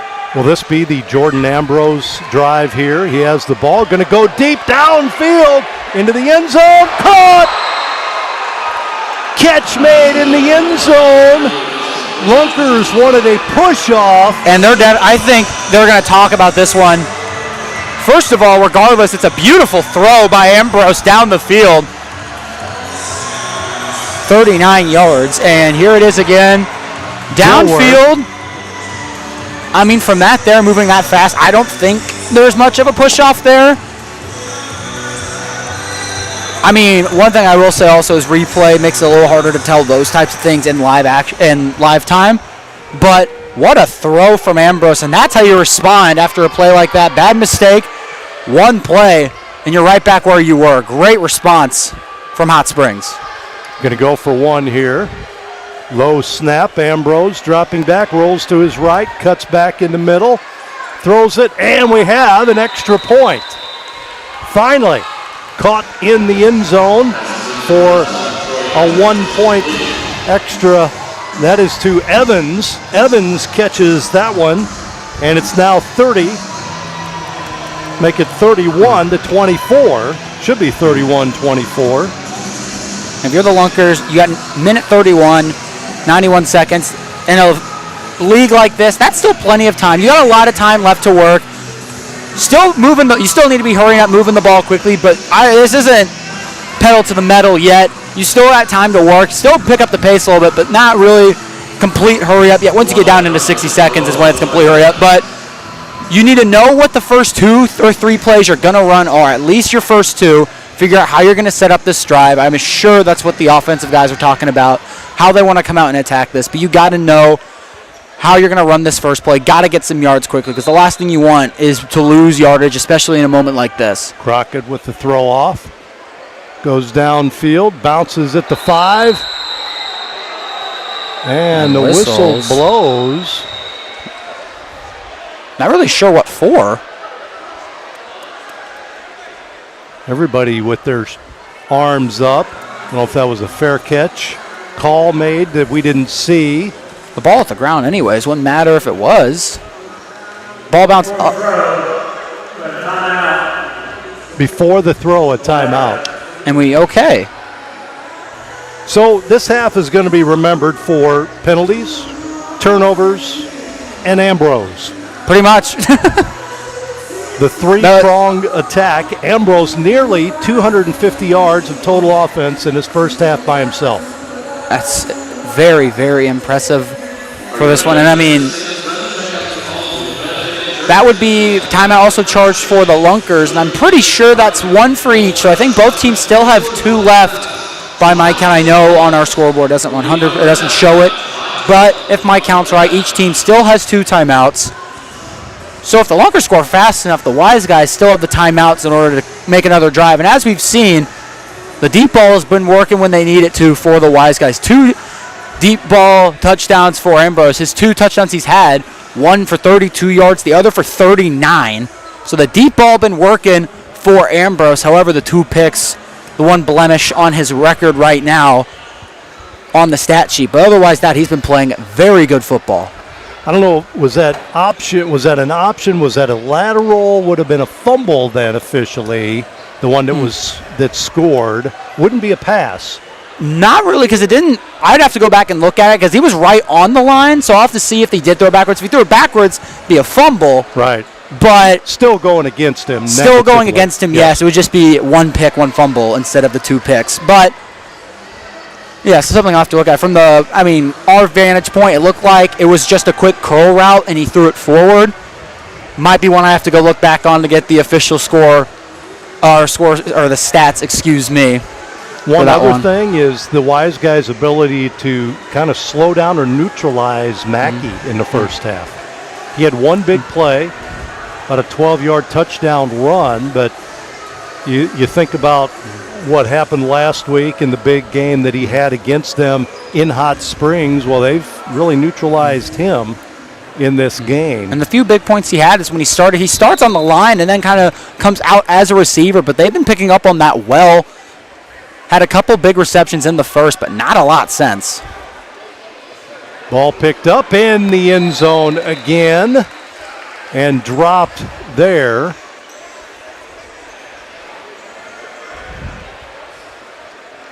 So we'll see what they say.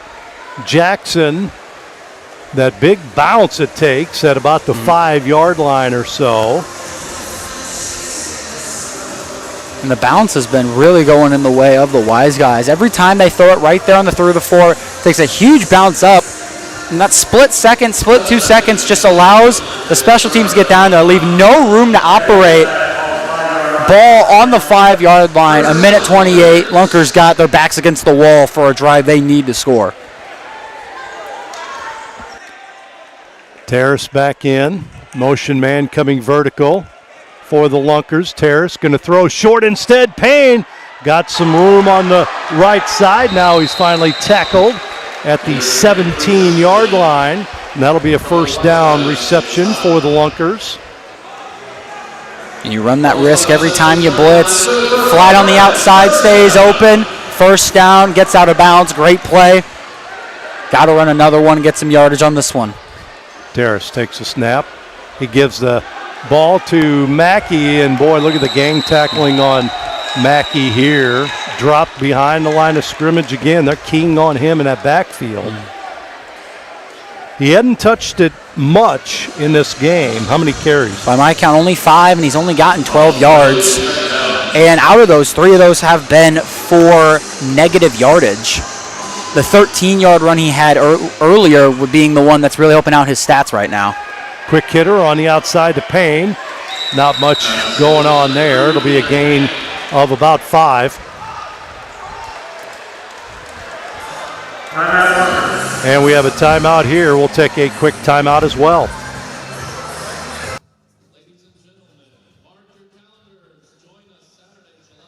That is their first of the half.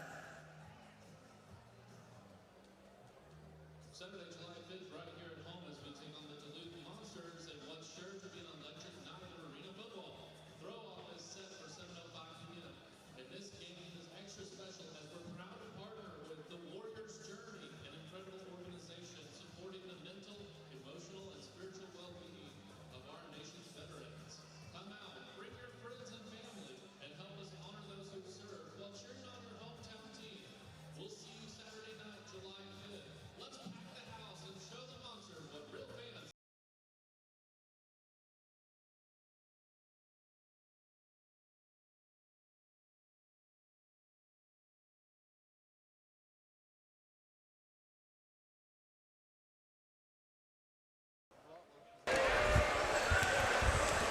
Ready to go here after the timeout. And Byron Pierce. 24.5 left on the clock. Still 1 timeout for the Lunkers, 2 for the Wiseguys. Snap back. Terrace steps up and is sacked in the backfield. Getting in there quickly was Primes. Primes with his 4th sack of the season. He is one of the league leaders in that category this season. And with this 4th, that does tie him for first with Mike Reynolds of the St. Joseph Goats and Regia Lewis of the Iowa Woo. So now tied for the league in sacks. 1.7 seconds left now. You do get the ball to start the half, so not the end of the world if you don't score here, but it would be very nice and still need the 1-point conversion to tie the game, which if Hail Mary works, score a touchdown here, I'd say just go for one. No need to go for two and still be down, because that 1 point, especially with how close the last game was between these two, I have no doubt that any one of these teams is going to run away with this game. Don't want to risk that extra point, as that could come back to bite you later, as the last one ending with only a difference of 4 points. So the clock runs out, and it looks like we are going to half, but there's a discussion on the field before the play took place. We'll have our halftime show coming up, and again, what we're going to do is we'll have the Make-A-Wish ceremony, festivities coming up first on the field. We'll have that for you, and then we're going to send it to the Arena League halftime show with Tim Brown and Riley Underwood. They'll get set for that here in just a few moments. We'll let the players get off the field and get staged for our halftime show. 31-24 is the score. Hot Springs on top here at intermission. 31-24 on a one-play bomb by Ambrose. He hits Dilworth in the end zone for the go-ahead score, and an actual point-after attempt was successful after that play as well. 31-24 is the halftime score. So, again, we'll get set here for our halftime entertainment and the Arena League halftime show as well coming up. Fans, don't forget to download the Fan Club app. Join the Arena League for a chance to win a football signed by Tim Brown, who is here tonight, and you'll hear from him during the halftime show coming up. Adjustments will be made at halftime, and we'll see what both teams do to get ready. You remember the first game we broadcast here a few weeks ago. The second half was so much more different than the first half offensively. A lot more scoring, a lot more aggressive. Teams started to figure out defensive schemes. Stars were able to get more active. Hoping to see that more. That star last game was Boo Smith, former league MVP from last season. Maybe another star will be able to get up and get going in this one. We will see, but games, especially like this, are won from the halftime adjustments. Normally a catapulting point on how they can adjust the game and adjust the momentum. So again, we have our halftime festivities here on the field. Football is a violent sport, but games aren't just won on the field. They're won in the reps, the recovery, the work nobody sees. Every sprint, every hit, every setback, Cox Health is there. On the field, in the weight room, in rehab. The best never stop working, and Cox Health never stops their support. Strength, speed, recovery. Cox Health Sports Medicine helps power the Lunkers every step of the way. Cox Health, the official sports medicine provider of the Ozarks Lunkers.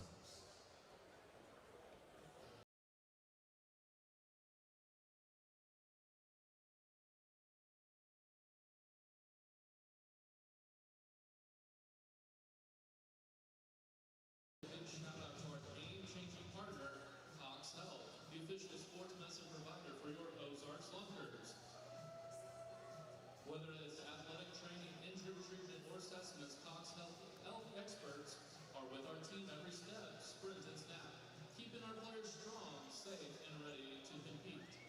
Caring for the Lunkers tonight are the athletic trainers Zach Sherman and Carrie Schaefer, and sports medicine physician Dr. Joshua Brandon. Let's hear it for Cox Health, expert care for the Lunkers.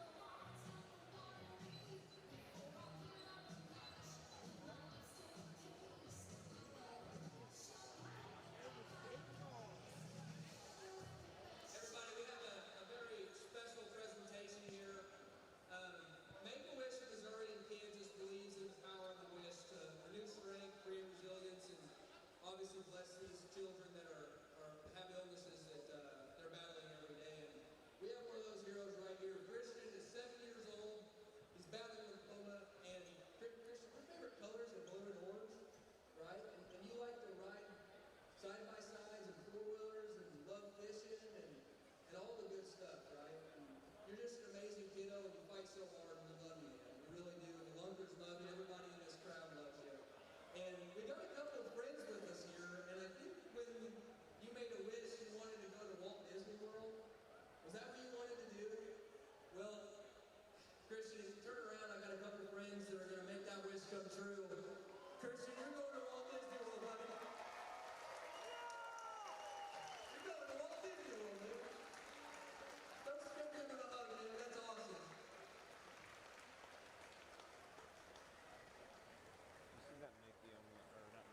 Everybody give Christian a round of applause and God bless Make-A-Wish, man. This is awesome. This is amazing. Kids like these every day are battling these illnesses, and this organization right here is phenomenal. And Christian, he's happy as can be, and this is just a blessing.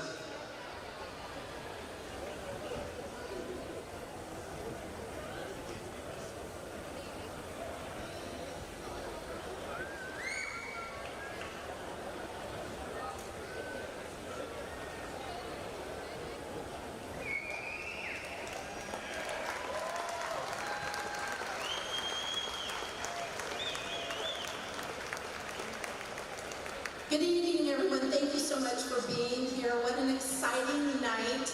My name is Lisa. I am with your local Make-A-Wish chapter. And while most of you have probably heard of Make-A-Wish, what you probably don't know is that many of our children are referred to us by their doctors. Because the doctor knows that when a child who is battling a critical illness has something to look forward to, something to hope for, something to anticipate, that it puts fire in their belly to fight. And because of that, 74% of our kids overcome their illness. So I want to encourage you tonight to flag down one of those Make-A-Wish volunteers. Buy a bunch of raffle tickets. We've got a great raffle package. But even more so, every dollar that you give us tonight is going to go for local wishes here in Southwest Missouri.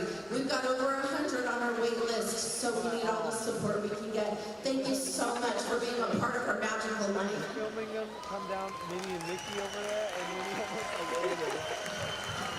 This is the funniest thing.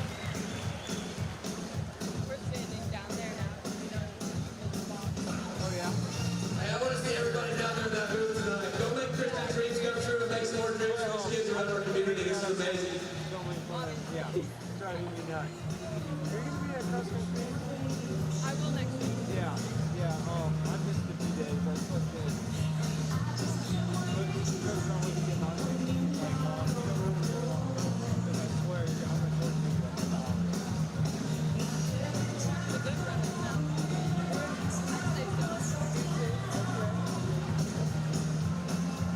I know I'm still way down here.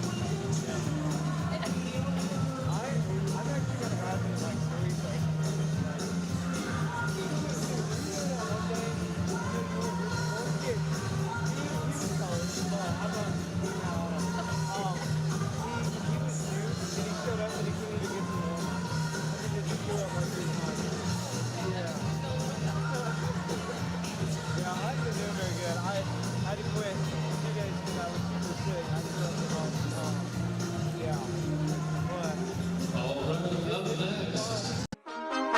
My mind is set, my grind is set, my heart on ice cold. I'm only here to even a score. Whoa.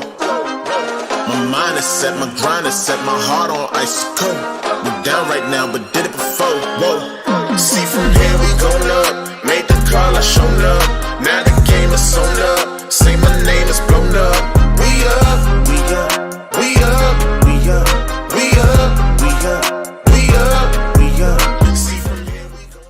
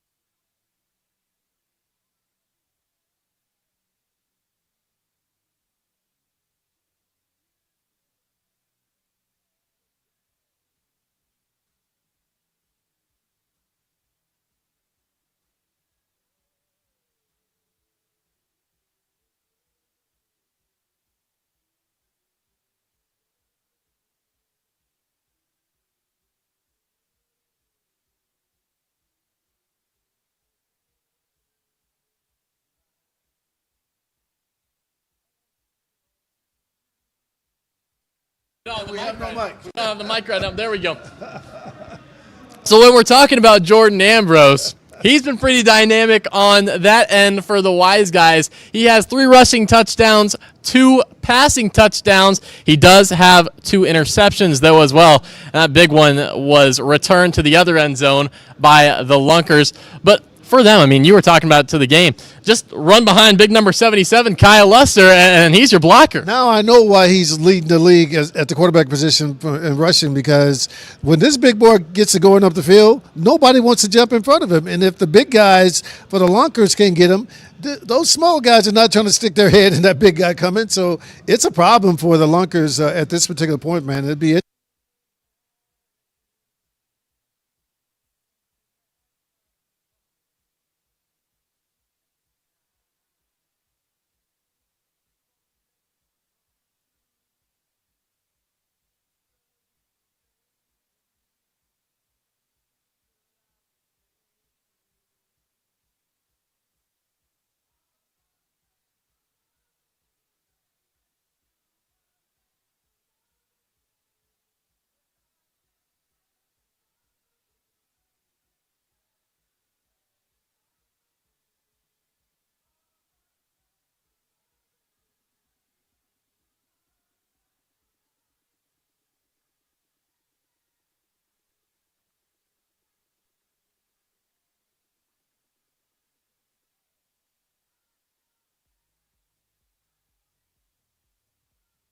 Matt Rush has a receiving touchdown. He also has a passing touchdown as well. So they've been kind of doing it all. Another player that's been good, Tom Butters, the tight end. Yeah. He's new. This is his 2nd week with the team. He's done it on offense. He's got a touchdown pass. He's also done it on special teams. Yeah, I like him. When he was coming off the field, I'd say, man, keep playing. You know, I like how he plays the game. He's hard nosed, going for every shot he can out there. And I think it's an incredible thing. And one thing we did notice after that touchdown by Brandon Mackey, someone came up to you, gave you a rookie card. That was Kendrick Payne, number 3, the wide receiver for Ozarks. Did you give him the signature? I haven't given it to him yet, but I'm going to give it to him. But he pulled it out of his socks, the pen and the card. I mean, the forethought to think about that a couple of hours ago is a thing that's funny. But yeah, it was cool, and he'll get it after the game. All right, good to hear that. Before we go, any final keys to the game for the team that's trailing, the home team, the Lunkers, trailing by 7 points right now? Well, look, I mean, if you're the Lunkers, you're used to being able to run the ball, do things offensively that they are not capable of doing. So either they got to come up with a different scheme, or they have to win this football game in a way they hadn't won games this year, and that's throwing the ball around the field. And I don't think that's how they're planning to play, or what's planning to play this game. And I think that's a problem for them at this particular point. So some kind of way they got to get this running game going. Otherwise, it could be tough. What about on the Hot Springs side? Hopefully for Bones Bagante and them, the Ozarks Lunkers don't start running stunts on the defensive end. But if they do, what's the key to retain that consistency and production on offense? You know, the one thing they do very well, they're not trying to throw the ball 20, 25 yards down the field. They're taking a 5-yard pass. They're taking a 6, 7-yard pass. You see him literally almost like darts throwing the ball like that, you know. So they're just trying to matriculate the ball down the field. And I think if they can just keep doing that and then run the big boy when they want to, it's going to be tough for the Lunkers. The big boy, Jordan Ambrose, is hard to bring down. Again, we have the 2 leading rushers in the Arena League. Brandon Mackey for Ozarks, and trailing right behind him, Jordan Ambrose for the Wise Guys. And after this performance, who knows? Ambrose might overtake him because he's been very productive on the ground, has a couple more scores through the air as well. But we'll be back at the post-game show after the game to break everything down, all the action. But for now, that's all for us at the Arena Game Day halftime show. For Tim Brown, for Riley Underwood, thanks for joining us. Enjoy the rest of the game.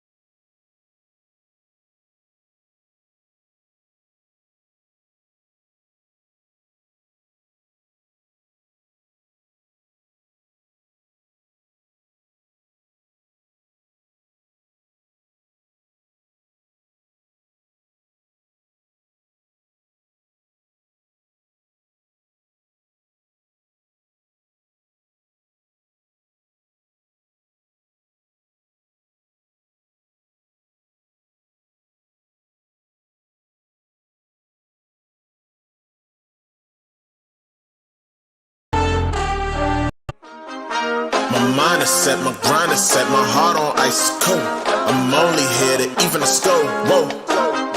My mind is set, my grind is set, my heart on ice cold. We down right now, but did it before. Whoa.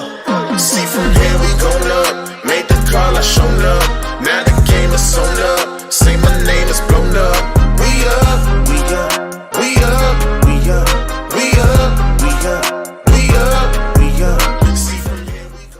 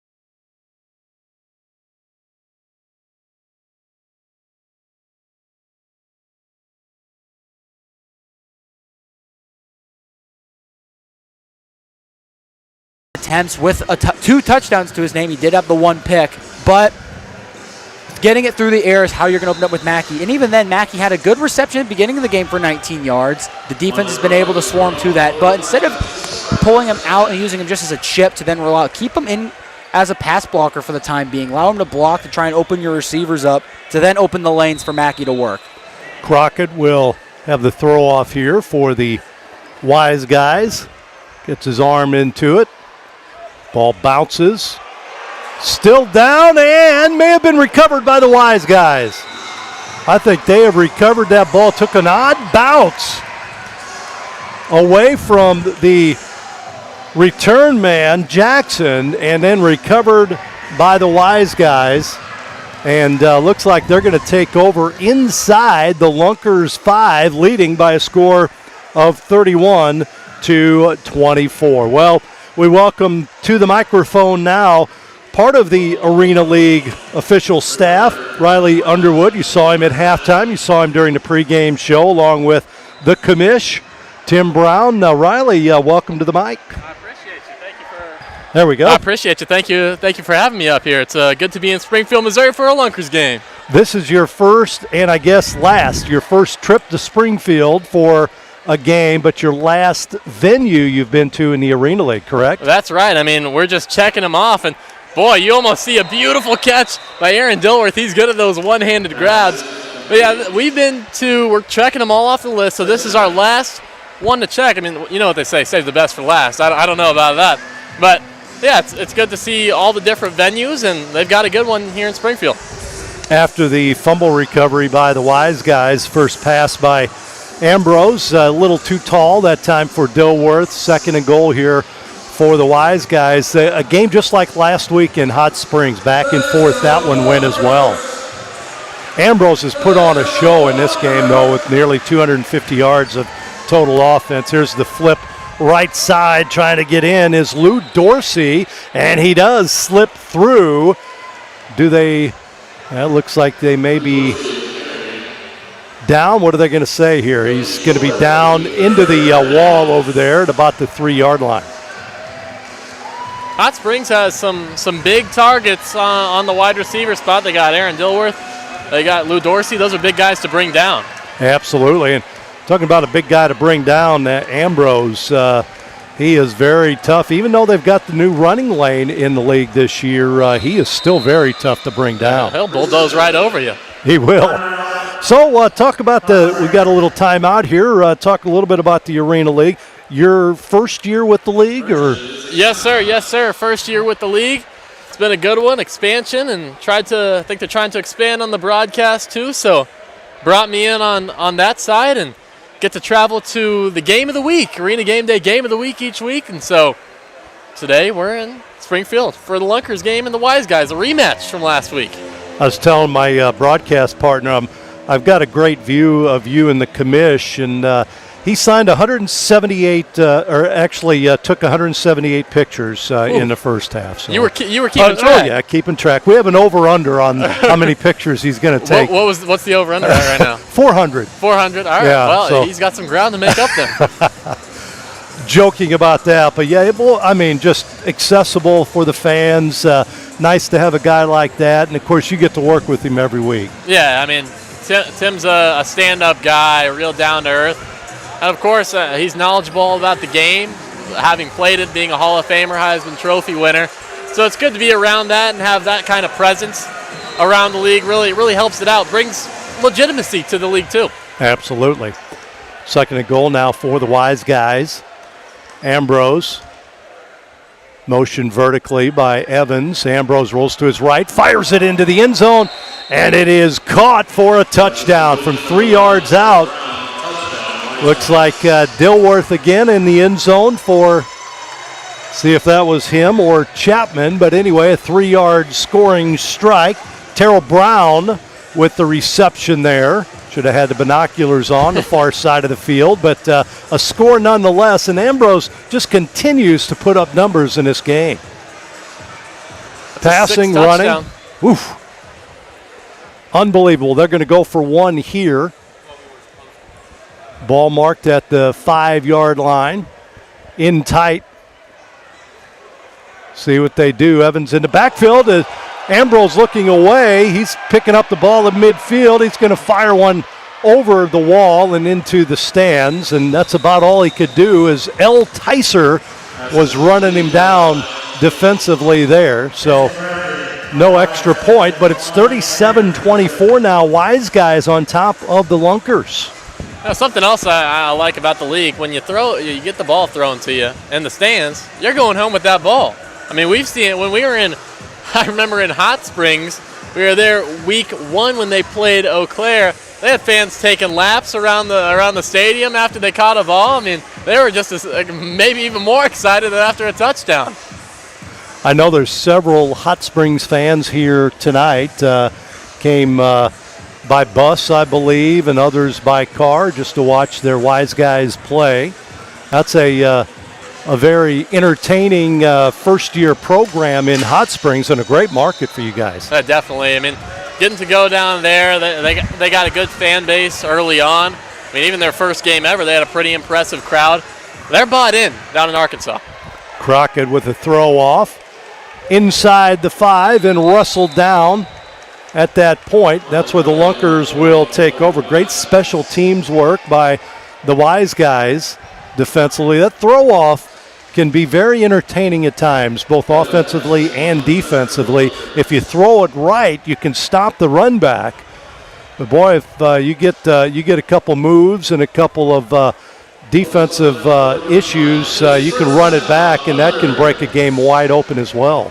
Special teams are special. I mean, almost every game now, the past few weeks, seems like you're seeing something return for a touchdown, and I mean, that's about as exciting as it gets. Terrace back at quarterback. He's in the end zone, takes a snap, rolls to his right, looking downfield. He'll throw it straight ahead, but throws it behind Greer, who is running a fly route down the right sideline. Incomplete. Will bring up a 2nd and 10 here for the Lunkers. So what do you think of this facility, the final one that you've ventured to this year? I mean, it's nice. It's big. It's brand new, which I like. I mean, I'm a fan of the – you got to keep it new. You got to respect the tradition, but hey, if you're going to build a new stadium, might as well play in it. Absolutely. They call it the tackle box. That's tackle what they say? Box. Yep. Mackey gets the handoff here. They have had a good defensive scheme against Brandon Mackey in this game. Gets it over the 5 to about the 8-yard line where he stopped. Mackey's put up some very big numbers this year, but tonight the Wise guys have done a good job on him. Yeah, Bones Bagante and the Wise guys, they game planned for Brandon Mackey, the running back, and that's been very evident in this game. Haven't let him do much. Terrace takes a snap, looks right, fires right. It's the big tight end who is able to get through. Tom Butters with the catch, and he is hit into the wall on the right side. That wall is interesting, just like a hockey wall. It's got the padding there, but sometimes that doesn't figure in a lot. You can see some injuries there, not a lot, but it's certainly fun for the fans that are leaning over the wall. Get out of the way. Handoff to Mackey again going left, and he's going to be gang tackled right at the line of scrimmage, maybe a gain of 1 on the play.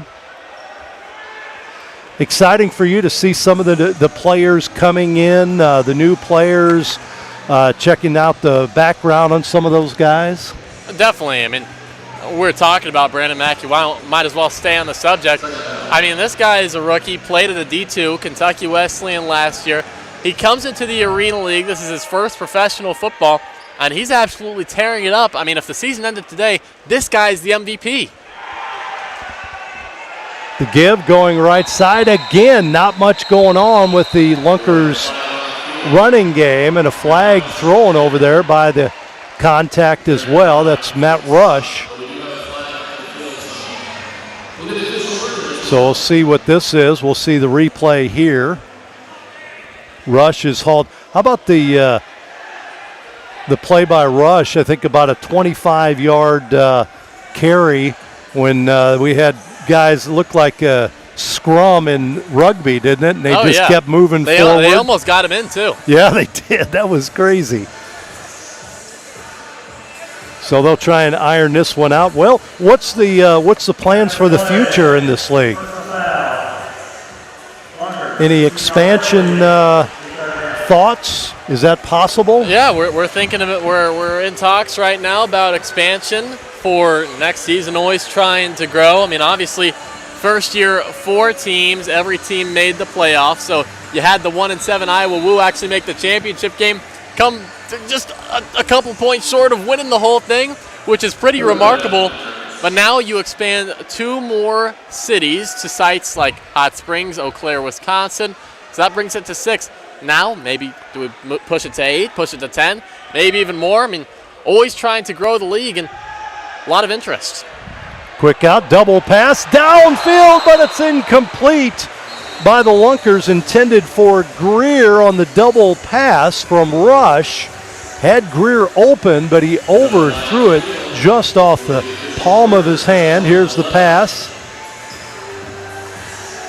A good idea there, just execution not quite there. Flag on the play again. Yeah, you look at the teams. If you look at a map, I mean, it's right in the middle of the country, isn't it? Yeah, from you're Hot up Springs, and down there, right? Yeah, north-south. It just, I don't know where you'd go from there, but it's just a great-looking map, just right in the middle of the country.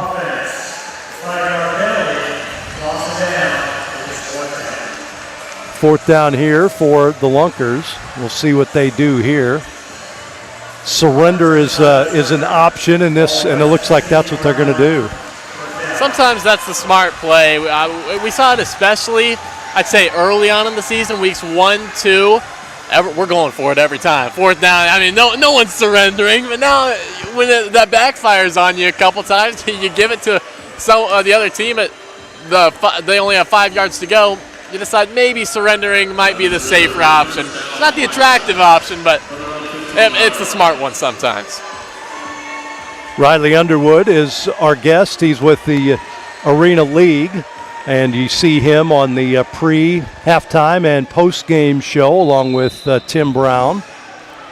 Has that been fun for you? Oh, yeah. Yeah, it's great traveling around, getting to meet all the friendly faces at all the teams, getting to travel with Tim. Ambrose gives it to Evans up the middle. He goes to the turf as he crosses the 15, down at about the 18. The Lunkers have been nothing but friendly to us so far on our trip. It's been a It's been a good one. I mean, all the stops we've been to, no problems. Everyone very nice as can be, happy to have us, and so we're happy to be there. 2nd down, 7 here for the Wiseguys. Ambrose dropping back, pitching it out to the left. Caught, banged into the wall over there on the left side. Reception made by Brown again, right at midfield.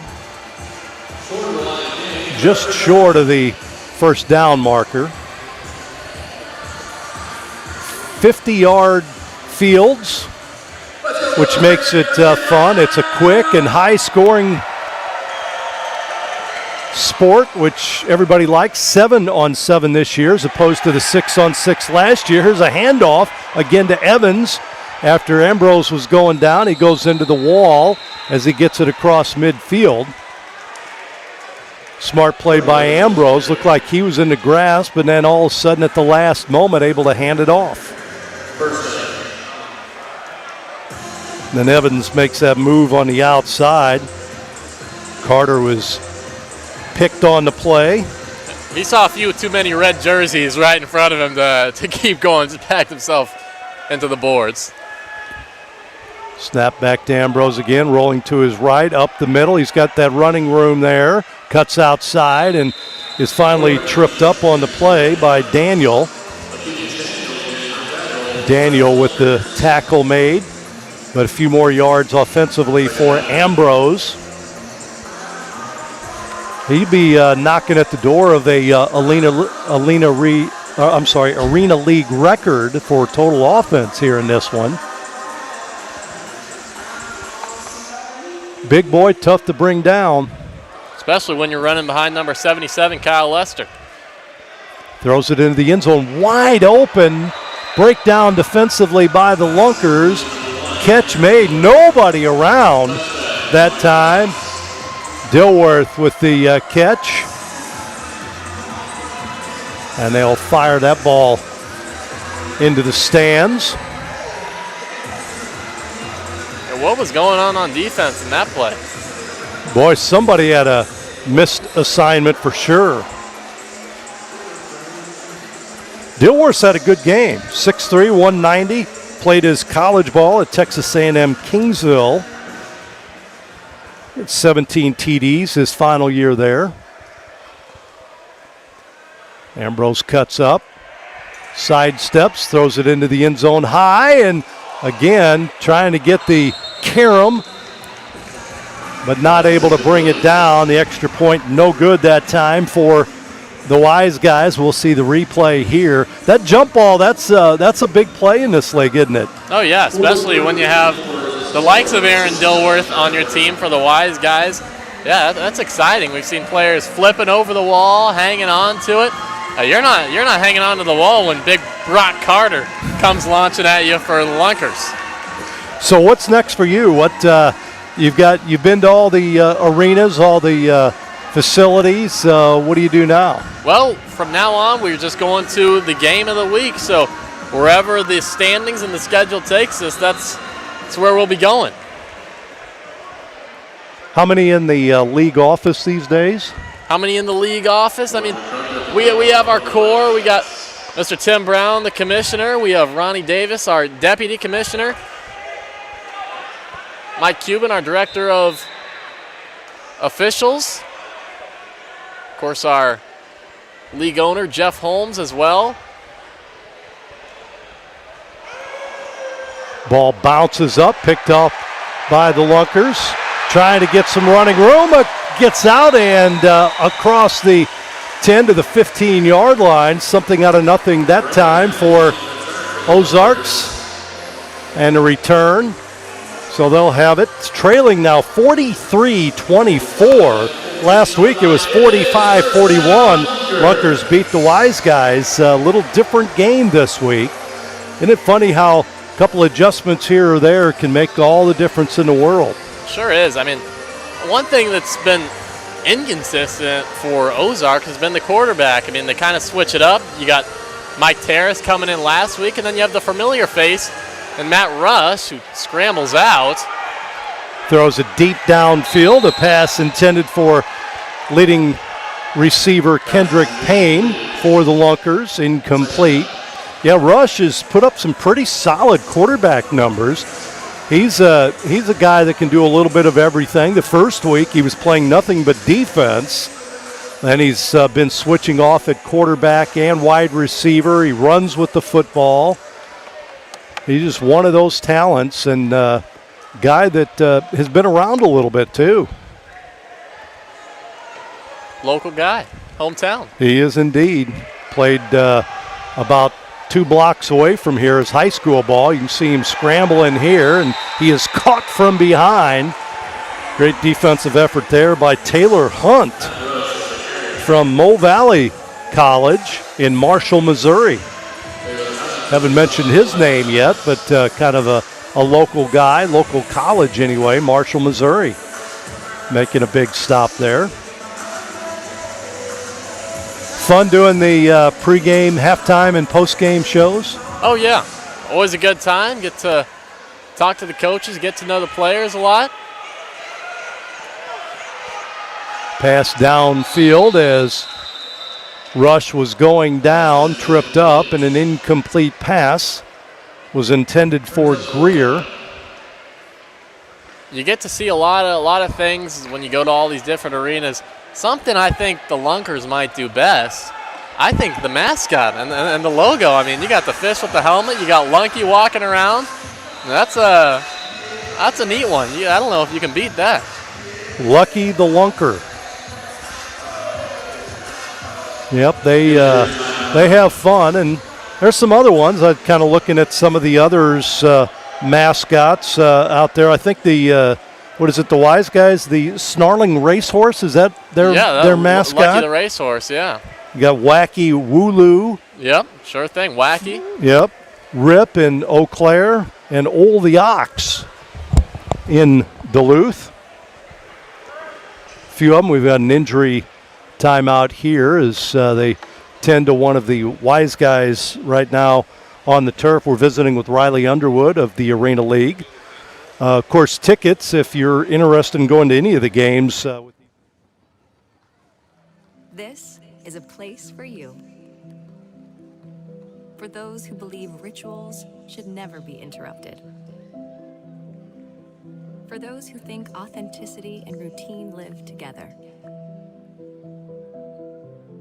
For those with an active mind, body, and soul. We are in immediate timeout. Stay and be.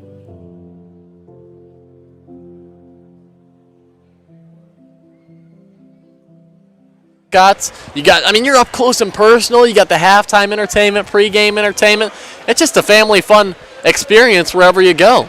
And some special sponsors. Make-A-Wish was featured at halftime here, but you've got some regional and some big-time sponsors helping out along the way as well. So we were talking about at the halftime show, just a great presentation. I mean, you don't want it to get to that, but when you do have a Make-A-Wish Foundation, it's great to see someone like Lil Christian, who we saw at halftime, get to go to Disney World. It's pretty cool. Terrace back in at quarterback here for the Lunkers. Takes a snap. Boy, he's got some pressure here defensively. He's going to throw it downfield, and it's intercepted by the Wiseguys. Bringing it back on the play is Primes. Primes with the pick on the pass from Terrace, and it'll be Wiseguys football here. They take over with 3:36 to play in the third quarter. It's not what the Lunkers were looking for down in this game. You see the replay there. Again, you really got to be able to throw on the run in this league. Scrambling is a big part of what you do offensively in this league. Ambrose back at quarterback. Evans in the backfield to the right of him. 43-24 our score. There's a fake handoff up the middle. Ambrose. And a flag on the play as he gets it to the 20-yard line of the Lunkers. Flag thrown. But the officials, they've done fantastic job kind of figuring things out year 2 now. Last year, there was a lot of things going on. They had to adapt the rules, and I think they've really done a much better job this year in learning how to call the game. Byron Pearson does a good job in Springfield for a lot of the Lunkers games, but across the board, these guys doing the best they can. But just like that, the new rules, running lane interference, we didn't have that last year. We didn't have running lanes. But they are adjusting to the new rules. And I'll tell you this, from now on, we're just going to get faster with those reviews and everything else that holds up the game, working to make it as speedy and enjoyable as possible. Ambrose with Evans in motion vertically. Snap back, Ambrose looking downfield. Now he steps up. Through the running lane he goes forward. He gets it to midfield, and another flag on the play. Later the game gets, the more the yellow hankies come out sometimes. The guys get a little winded. Fortunate thing, they don't have to go both ways. Some of the guys do, but that's not something you see a lot of in this league. It's still a battle out there. You got 300-pound behemoths going against one another. Look in the middle there. You've got two guys that are going both ways, and L. Tyser going against Kyle Lester. They're both playing both ways. Those guys are tired. Looking forward to that pregame meal, I'm sure. And we got a challenge flag thrown by the Wiseguys here with 2:55 to play in the third quarter. Riley Underwood, my guest here in the broadcast booth high atop the arena in Springfield, Missouri, and we appreciate you being here. Fun watching these games on Saturday night. Attendance been what you guys had hoped for? I mean, attendance has been good, and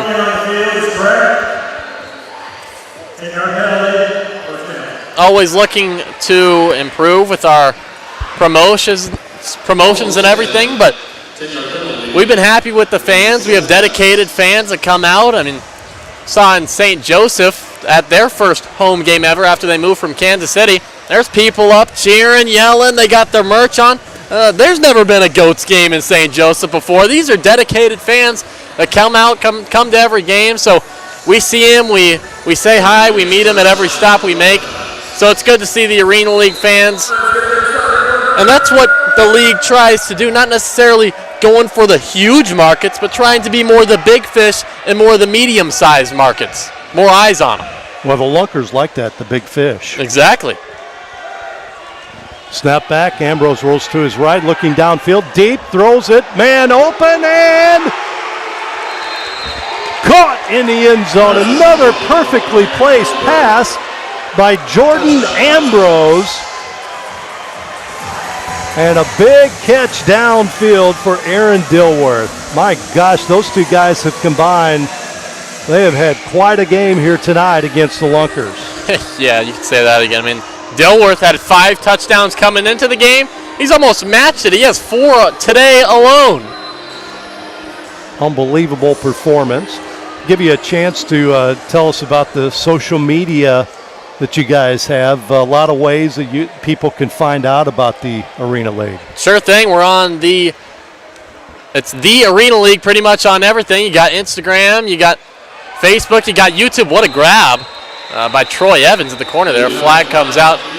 We're partnering with FANCLB this year, which means you can download the FANCLB app, register to win all sorts of prizes. You get football signed by Tim Brown. You can come down and watch it with us in the VIP box. You get to come to games for free, win signed jerseys by the players.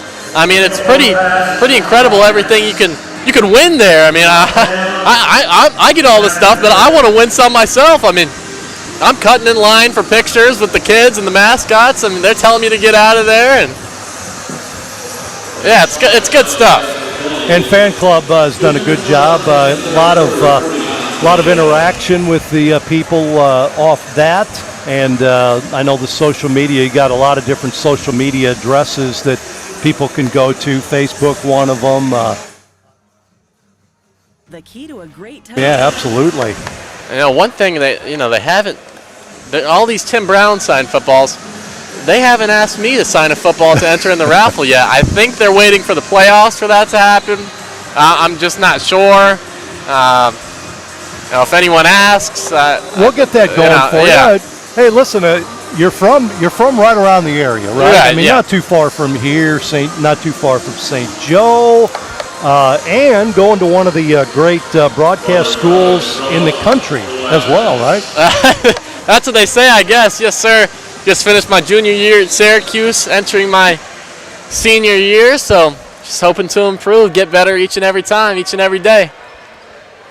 Here's a throw off again by the Wise Guys. Caught inside the 5 this time by the Lunkers. Down at about the 17, 18-yard line there. And the Lunkers will take over there. 1:55 to play in the quarter. Riley, we appreciate you coming down. Best of luck to you. I enjoyed the conversation, and I look forward to doing it again sometime. Well, I appreciate you having me on, and thank you for welcoming me in to Springfield, Missouri, and the Tacklebacks. You bet. Thank you, sir. That's Riley Underwood with the Arena League joining us here in the third quarter to talk a little bit about the league and what's going on. Again, you can check out all the social media addresses. Here's the Lunkers going downfield, and the ball a little underthrown, intended for Matt Rush at the goal line.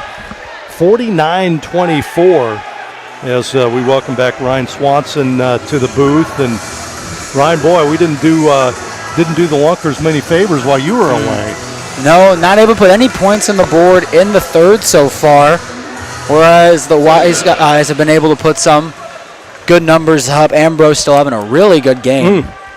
And we also would like to point out that all of these deep balls they've been throwing, all of the passing touchdowns have come from one man, that would being Aaron Dilworth, the 6'3 receiver, something I noticed going back, looking over on the stat sheet. So Dilworth having a great game as well on the deep ball. But yeah, the Lunkers running out of time, really. I mean, you still got 15 minutes in the fourth quarter, but with the way the Wise Guys are playing, you need something radical to happen on the defensive side of the ball to get anything going back your way. I was surprised Dilworth was able to get steps on the defensive players downfield for those long passes. And then his leaping ability in the end zone has been another factor in this game offensively. That's a perfect 1-2 punch. You get a half a step and you can get a higher jump than the other guy. If the ball's in the right spot, you're going to win those battles up in the end zone. There's a pass to Payne. Payne with the catch at midfield. Pass from Terrace. Payne down there.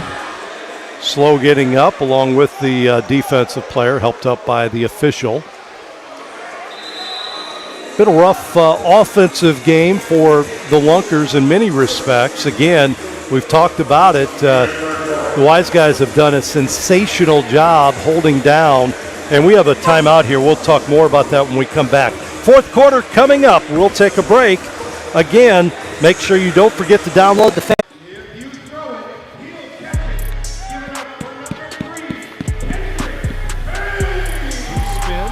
throws it into the field, and it's caught.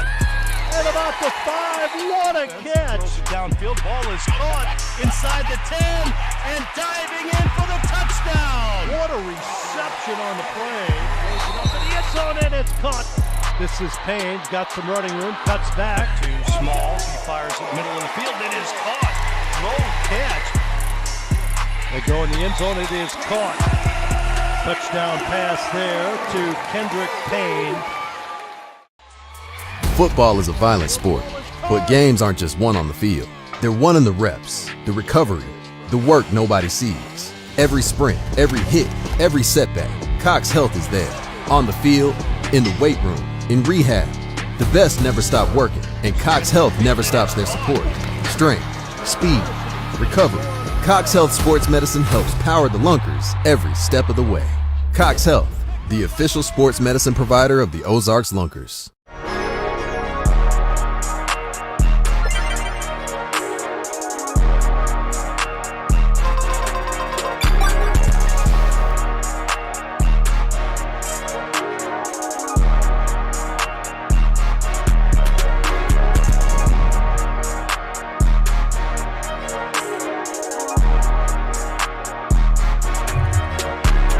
quickly, but you got to hold the other team, get the football back, and score quickly.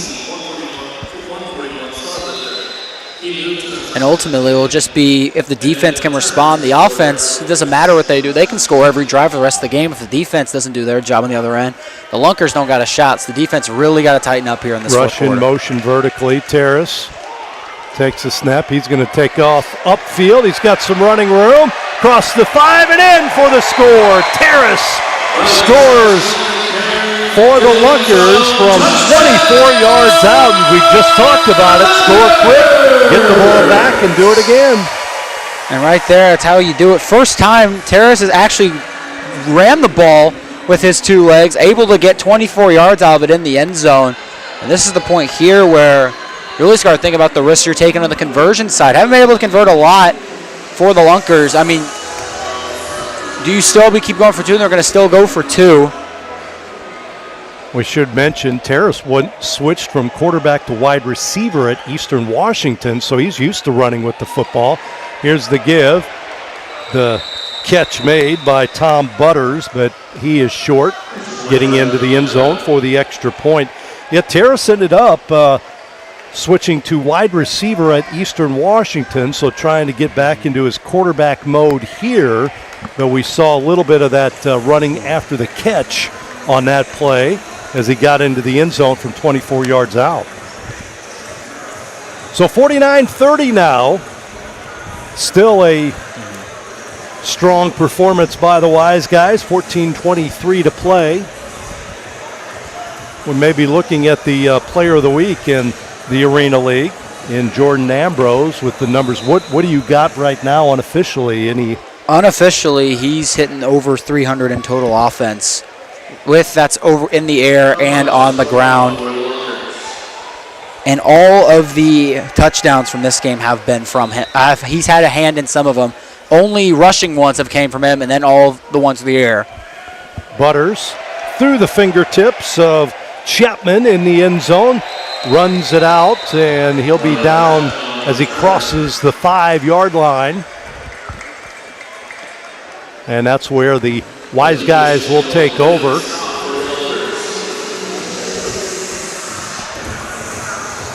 Yep, this is the game of the week in the Arena League. The commish and some of the personnel, the league personnel here for this one, Tim Brown. Hoping the Lunkers can string together a few good drives on both sides of the ball, have an exciting little bit to end this one. Defense, though, got a good stepping stone to start on. Inside their own 10 are the Wise Guys. Ambrose, a lone setback here. Motion man vertically for the Wise Guys. Ambrose going to take off running. He slides at about the 11-yard line, and he's down right there. So he will pick up right at about 4 yards. 2nd and 6 now for the Wise Guys. Clock continues to tick. 13.5 minutes to play in the game. 49-30 our score. They're swarming to him quicker when he starts to run up the middle, but be careful, because if he can stop before the line of scrimmage, make a quick throw over to the flat where those guys are leaving from, got to be careful. Double motion there. Ambrose throws it downfield. Caught and down quickly on the play. Brown scored a touchdown in the game, gets it to the 20-yard line, and that's a first down for the Wise Guys. Last week, Quay Hicks, running back, was a load for the Lunkers. He's 6'1", 256, not playing in this one. Don't know the status, if he was injured or what, but between he and Ambrose, that was a tough assignment defensively for the Lunkers, and they were able to prevail and pick up the win. This time it's been Ambrose and Dilworth, the wide receiver, put on a show. Not much going on there. The thing is, though, with this one is that for the Wise Guys, you can take as much time as you want with the lead you got right now, and that's what you should be doing. The turnovers, though, Lunkers been able to force a couple turnovers. That's really what you want to keep trying to do. Send a little bit more pressure, but watch up the middle. Because on throws like that right there where you just see, if one guy can break a little quicker, get just a hand on the ball, you're going to be able to get a chance to get a tip. to get a turnover on the play. That's what you need if you're the Lunkers right now. You're not going to have much luck, as of right now with the way that's been going on, with just getting a surrender or a turnover on downs. You want to keep trying to focus for the turnovers. Brown again, the reception, the controlled passing game here for the Wiseguys, trying to eat up some time on the clock. Ambrose steps up. Now he's going to run. And he does get it across the 15 to the 13-yard line. Gain of about 7 or 8. It's about, for him, it seems like that was an easy 7 yards up the middle. It's just the way they've been playing. They spread the entire field out, and then it forces the lineman to rush outwards, opens the middle of the field on either side. So as one man gets half a step on the inside, the middle is wide open, and if not here, they're forced to stay up in case he does break down. But if he makes one man miss, he's able to get up, and just it's great play design from the Wiseguys. He gets it to about the 10 on this one, and they're bunched up right there. That should be enough for a first down, and is. So it'll be first and goal here for Hot Springs, just under 11 minutes to play. I was saying earlier, though, the Lunkers have had a turnover in this type of territory once tonight.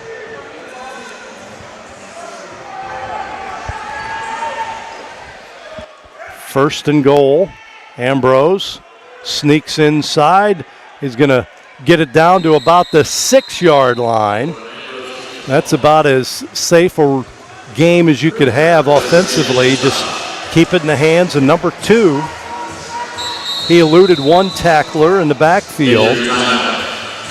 Shot past him. He's tough to bring down one-on-one. Now a player down for the Lunkers. Let's get an injury timeout going. And yeah, with Ambrose, 6'2", quarterback, definitely not the easiest man to bring down when he starts to move with his legs. A challenge not just for the Lunkers, but for any defense in this league. As the man down on the field, getting back up. So that is walking off the field, Brock Carter. Well, he's a tough man to replace. Hopefully he's okay.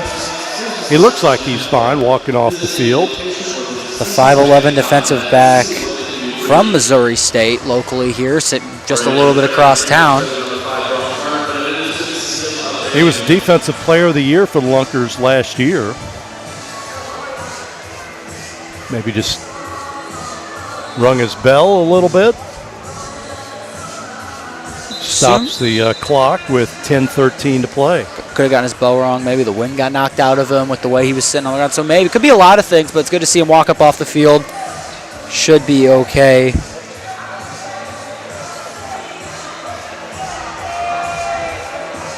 Second and goal, football at the 6 for the Wiseguys. They lead it 49-30 and knocking at the door again. Jordan Ambrose, the player of the game here tonight with the football. He throws it up. That ball is going to be intercepted by the Lunkers. Daniel jumping up to intercept that pass. Heck of a catch in traffic there for Daniel. And right there, that is a play with the ball you don't need to be making right there. You're up this big. You still have some time afterwards. You have a couple more downs to spare. Just chucking it up like that. I guess he was trying to throw it away, but that ball, it's a contested ball. Those are always dangerous. And a costly mistake, and the Lunkers get a bone out of this one and maybe a chance to go down, score, make this a little closer. Well, they scored quickly on the last possession. See what they've got here. They can make this interesting, can't they? Still plenty of time to 9:55 left. There's Mackey right there. You got plenty of time to make this interesting. Terrace back at quarterback. Rush in motion vertically. It's going to take off deep. Terrace. Yep, got a flag out. Throws to Mackey. Mackey at midfield. Tripped up at the 25, but a flag in the backfield. And another one in the secondary from the far judge, so we'll see what we got. We got two of them. Officials will discuss this here. So the first one will 100% be on the Lunkers coming off the snap in the backfield.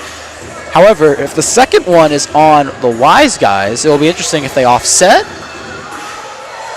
We will see. It was thrown right about there as the tackle was going down. Couldn't really make out what it was. I think possibly Rush went over the line of scrimmage a little too early on his motion.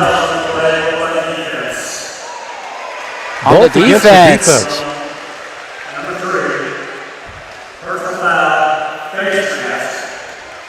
I did see a little bit of tug on that replay. Didn't know if that was the call.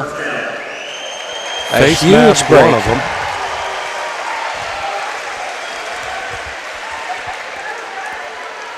And that should add on. Yep, add on the end of the play. So now the Lunkers knocking on the door. Yep, football at the 11-yard line of the Wiseguys. 9:40 to play in the game. 19-point lead for Hot Springs. A give to Mackey up the middle. Gets it to the 6-yard line, and he's leg tackled there. 5 yards up the middle. You're still outside the 5. You can still run that one again. Outside the 5-yard line. Mackey to the side of Terrace in the backfield. See the linebacker slowly starting to pinch in. Here's a pass, wide open in the end zone, caught. Butters with the catch there for the Lunkers. As they score quickly, the fake handoff. Little play action there to Rush as he went by. And then the pass in the end zone for the score. And just like that, it's down to a 13-point lead, and the Lunkers will go for one here. It's a great play action. Everyone bit. Butters just slid underneath. Beautiful play design right there for the Lunkers. Now just going for one to play it safe. Terrace rolling to his right, throws it back the other way, and it is knocked down. And that would have put them within 12. Would have made it a 2-score game without conversions. So remains a 13-point game. 8:48 left. Good offensive drive from the Lunkers. Defense did their job. I would like to point out, though, turnovers are going well, but I don't think you're going to be able to rely on those for a long-term form of trying to get the ball turned over for the Lunkers. So we'll see how the defense responds on this next drive. But the Lunkers right now with a push to try and make this one interesting.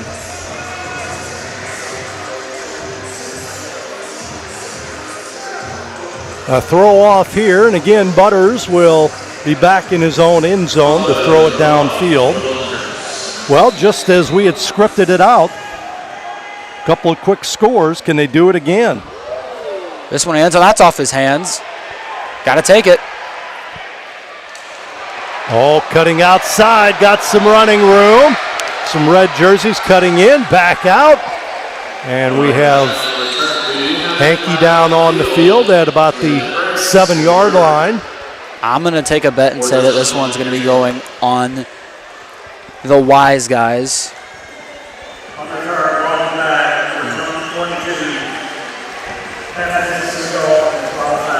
So inside the 5 once again for the Wiseguys. Another chance again, a long way to go on the field.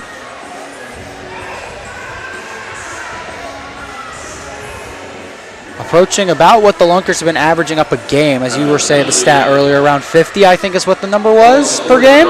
Yeah, they average 46 points a game. They give up 50. While Hot Springs averages 37, they give up 36. And that's exactly what the Lunkers have scored. Ambrose, quick hitter on the outside. And a quick hit on the play by the Lunkers defensively. First down for the Wiseguys. That's Evans with the catch. I do love the way that the Wiseguys have been scripting these plays. It's only one far DB out, so a linebacker has to come back up. And when you bring a guy in motion from the backfield and then another guy as a tight end to come up on just a quick out route, you pull 2 guys away, and it's wide open every time. beautifully schemed by the Wiseguys. 1st and 10, Ambrose dancing in the backfield. Ball caught on the right sideline. Terrell Brown with the catch. Gain of about 8 before he's pushed into the wall. Well, they have a very efficient passing game, don't they? They can go short, but they also have the long ball arsenal as well. They use these motions to come out as decoys, but then the one time they fake the pass, the safety can bite, and it leaves that one guy who's normally just used to pull the coverage out wide open on a deep ball. Another quick hitter. Oh, the ball gets away from Evans after the catch. He gets it to the 20-yard line of the Lunkers. Hit hard on that play. Lost the ball momentarily. Craig Travis with the hit defensively. Another first down for the Wiseguys, and the clock continues to tick. 6:44 to play in the game. Here's Ambrose. He gets outside. He'll pick up a couple hard-earned yards this time. And that's the point in the game where if you're the Lunkers, you get into a position like that, peanut punch time. You got to start whacking at the football. Anything to get the ball out. You got to be a little bit aggressive here. 6 minutes left, 13 points left to make up. Not a lot of time to make that type of deficit. Got to try and force the ball in any way. Force a mistake. You got to punch that ball out. And there's the hit right there. Beautiful hit down by the knees, but forces the ball out. Wasn't able to recover, unfortunately. Evans again with the catch. They go with that little flat passing game, short passing game, which is effective. Evans out of the backfield. He can do it from his running back position, or he can set up as a wing back and catch passes. He's been a good complement to Ambrose back there. Not a lot of yardage from the run game for the Wiseguys other than Ambrose. And here he goes, rolling to his right, comes back middle of the field, now takes off, and he's going to get in for the score, but where did he go out, I think? I think he went a little too late on that one. I don't think that will stand. I don't either, and that's what I think Cam Bruffett, who's in the backfield defensively for the Lunkers, is saying. Looked like he was outside, came back in, ran a little S route. Run lane violation. And it's really difficult right there with the line of scrimmage. So kind of just tiptoe along the line to stay inside and get to the hash spot. Very difficult to do. Because depending on where you are on the field, there is no solid white line to guide you. It's just hoping that you can find the right spot and be able to stay within the field of play. But showing again, that's happened a couple times with Ambrose. It's bound to happen with the quarterback that runs as much as he does. 5:20 to play in the game. Ambrose dropping back. Boy, he's got some running room now. Gets outside, inside the 10. It's going to take some guys to bring him down. They slow his progress, and he is down at about the 7-yard line. And that'll be a 1st and goal now for the Wiseguys. That was a big play there.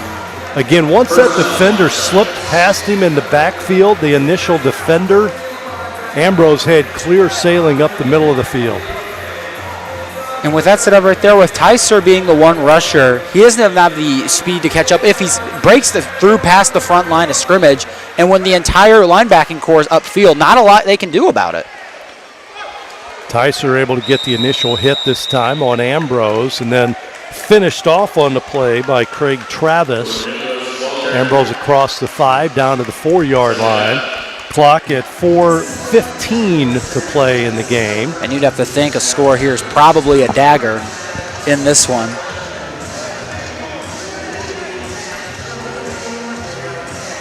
Second and goal. But again, turnovers have been found in this area for the Lunkers.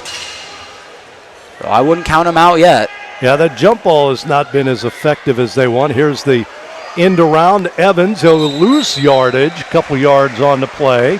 Trying to get outside. That's what I talked about. Their running game has only been effective with Ambrose. Evans has not had as much daylight running the football. He's done a much better job as a receiver out of the backfield. Now you got third and goal from the 7, but again, you can run the ball from this spot outside the 5. That was a loss of 3 on that play. So still opens up the playbook. Ambrose looking downfield, and it is caught by Brown in the end zone. He was defended on the play by Daniel, but Brown held on with the head-first dive towards the wall. That was a heck of a play both ways.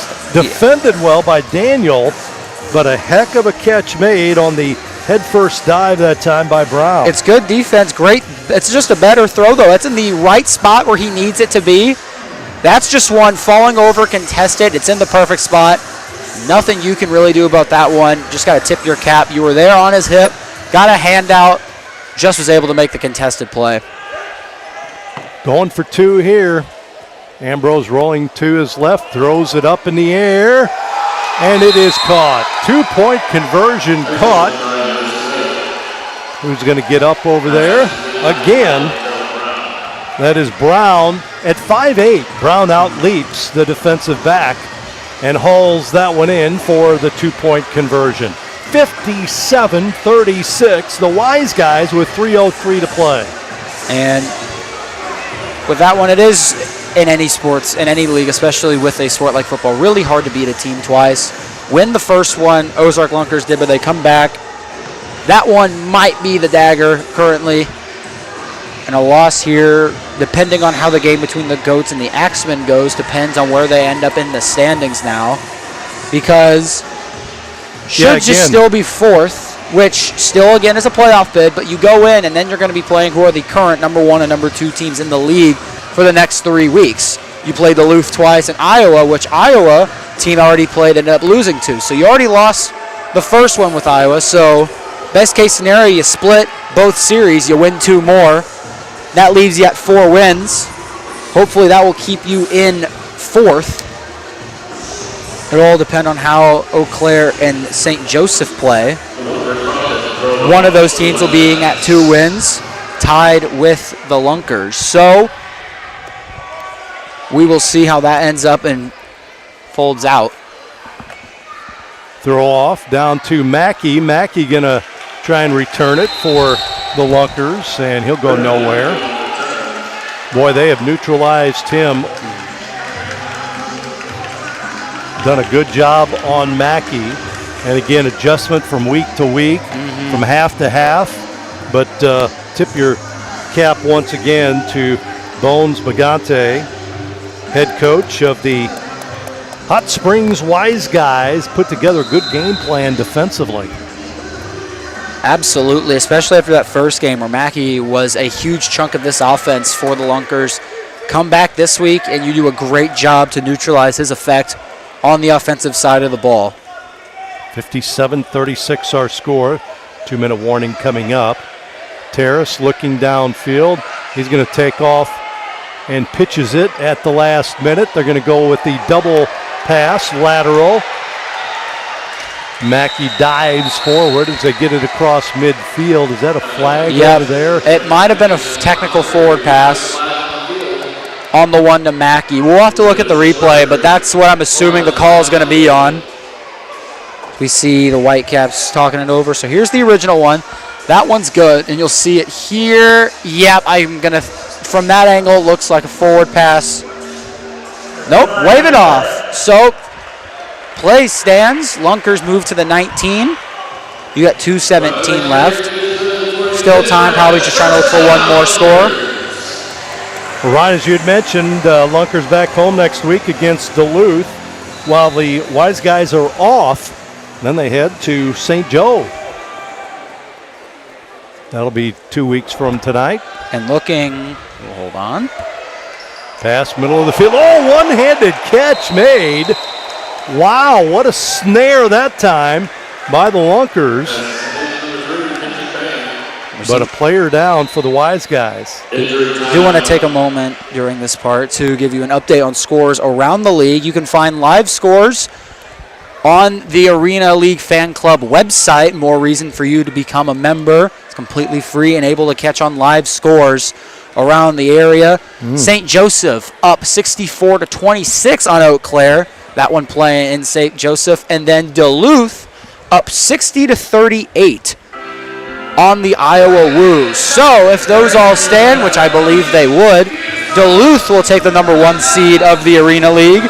Iowa will drop down to number 2. Now with St. Joseph, they'll bump up and we'll be tied 3-3. So that'll be a head-to-head, probably based on points scored or the differential. Not sure how the standings will work out. So it'll be interesting to see on how the schedule shakes out. But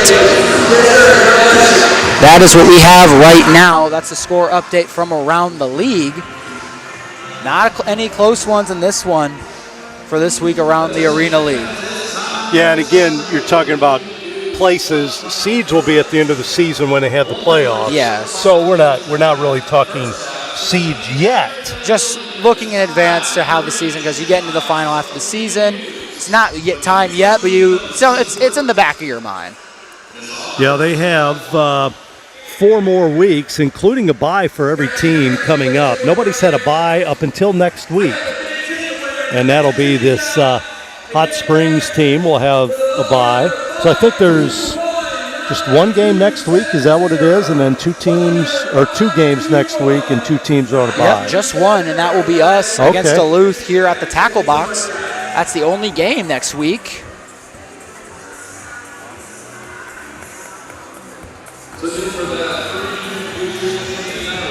Oh, we have the 2-minute warning, so we need to take a break here.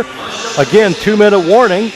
We'll be back in just a moment. Don't forget to download the Fan Club app, join your home team. And in the quiet moments before dawn, champions are made. Every fan, every athlete, every moment counts. It's not just a game. It's a passion that unites us, drives us, and makes us strive for greatness. Greatness is wherever fans connect and call home. We believe in the power of the community. We believe in turning passion into action. We bring fans closer and transform loyalty into unforgettable experiences. Join us. On the board here again in this 4th quarter with 2 minutes to play. Terrace fires it into the end zone, into the gut of his teammate. That is Greer, who scores on the first play after the 2-minute warning. Just like that, great pass by Mike Terrace. Absolutely right on that one. Right in the basket on that one, falling towards the ground. Can't really put that in a different spot. You'll see here a great angle right there from the guys down in the truck. Shout out to them putting on the production for you. Thankful for them for being able to put on the show that we're able to do here. But all those Knicks Alive people. Yeah, they have done a fantastic job once again, and a welcome addition to the Lunkers this season. There's an interception in the end zone, but stays right there. Yep. So the conversion again fails for the Lunkers. Did they get one so far in this game? I'm trying to remember if the Lunkers got a conversion, but first half it was until the last minute or so of the half before we actually had a conversion, successful conversion. That pass intended for Payne. I'm trying to think back to it.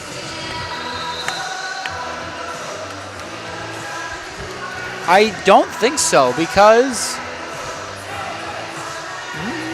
maybe one. I can't remember. That'll be something I'll have to go look back from the tape of the game after this one.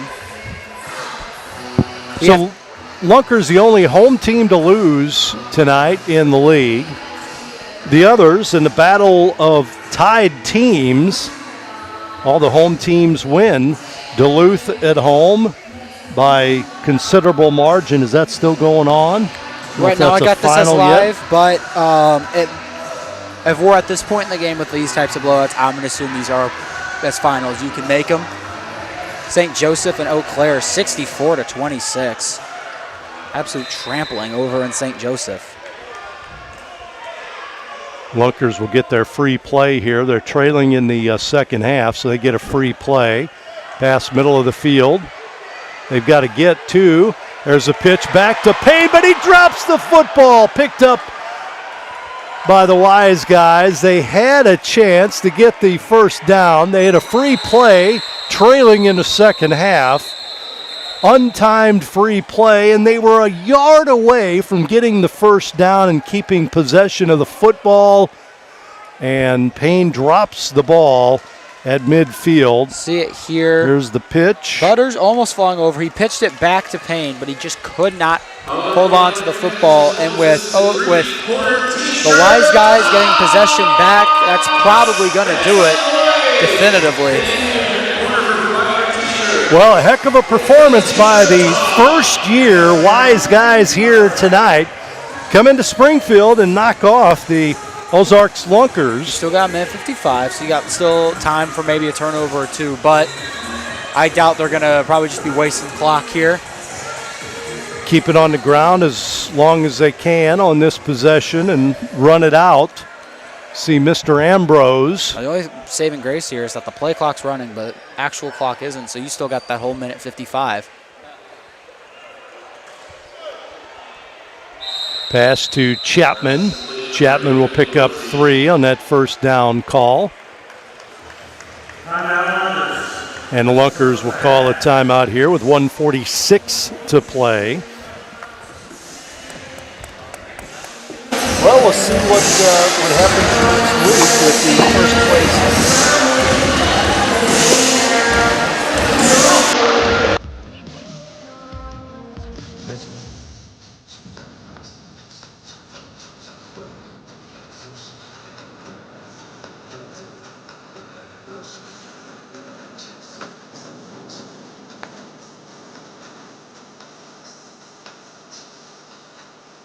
Your boots weren't made to walk, they're made to knock with my little Casey. Fade off with you in that sunset, when that sunset gets real shady.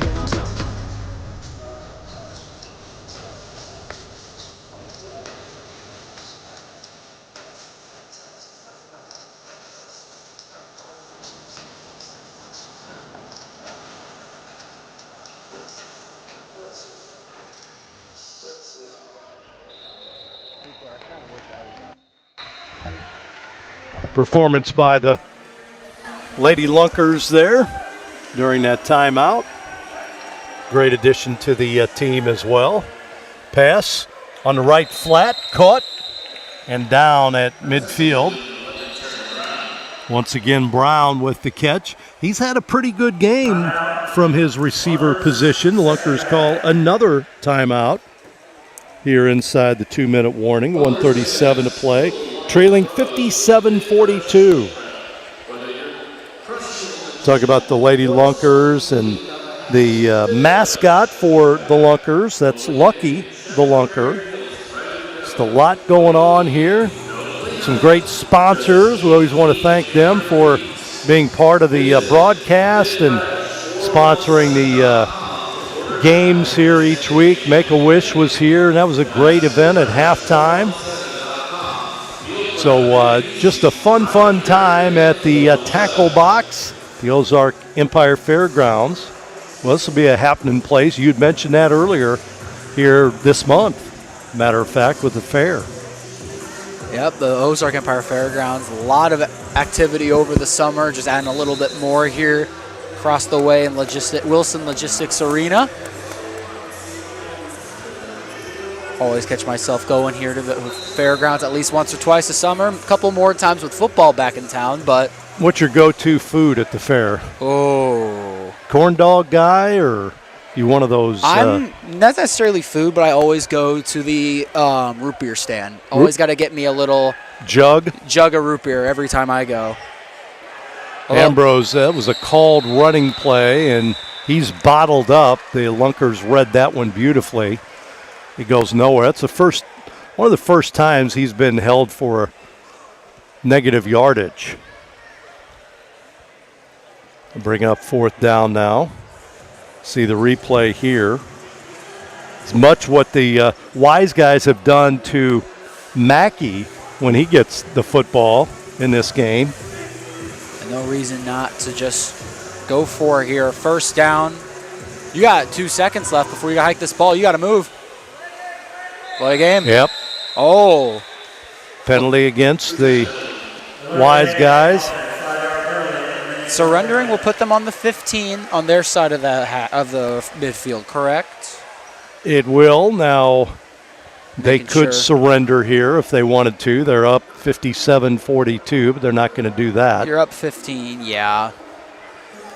Go for it on 4th and 10. Under a minute to play in the game. Motion man vertical.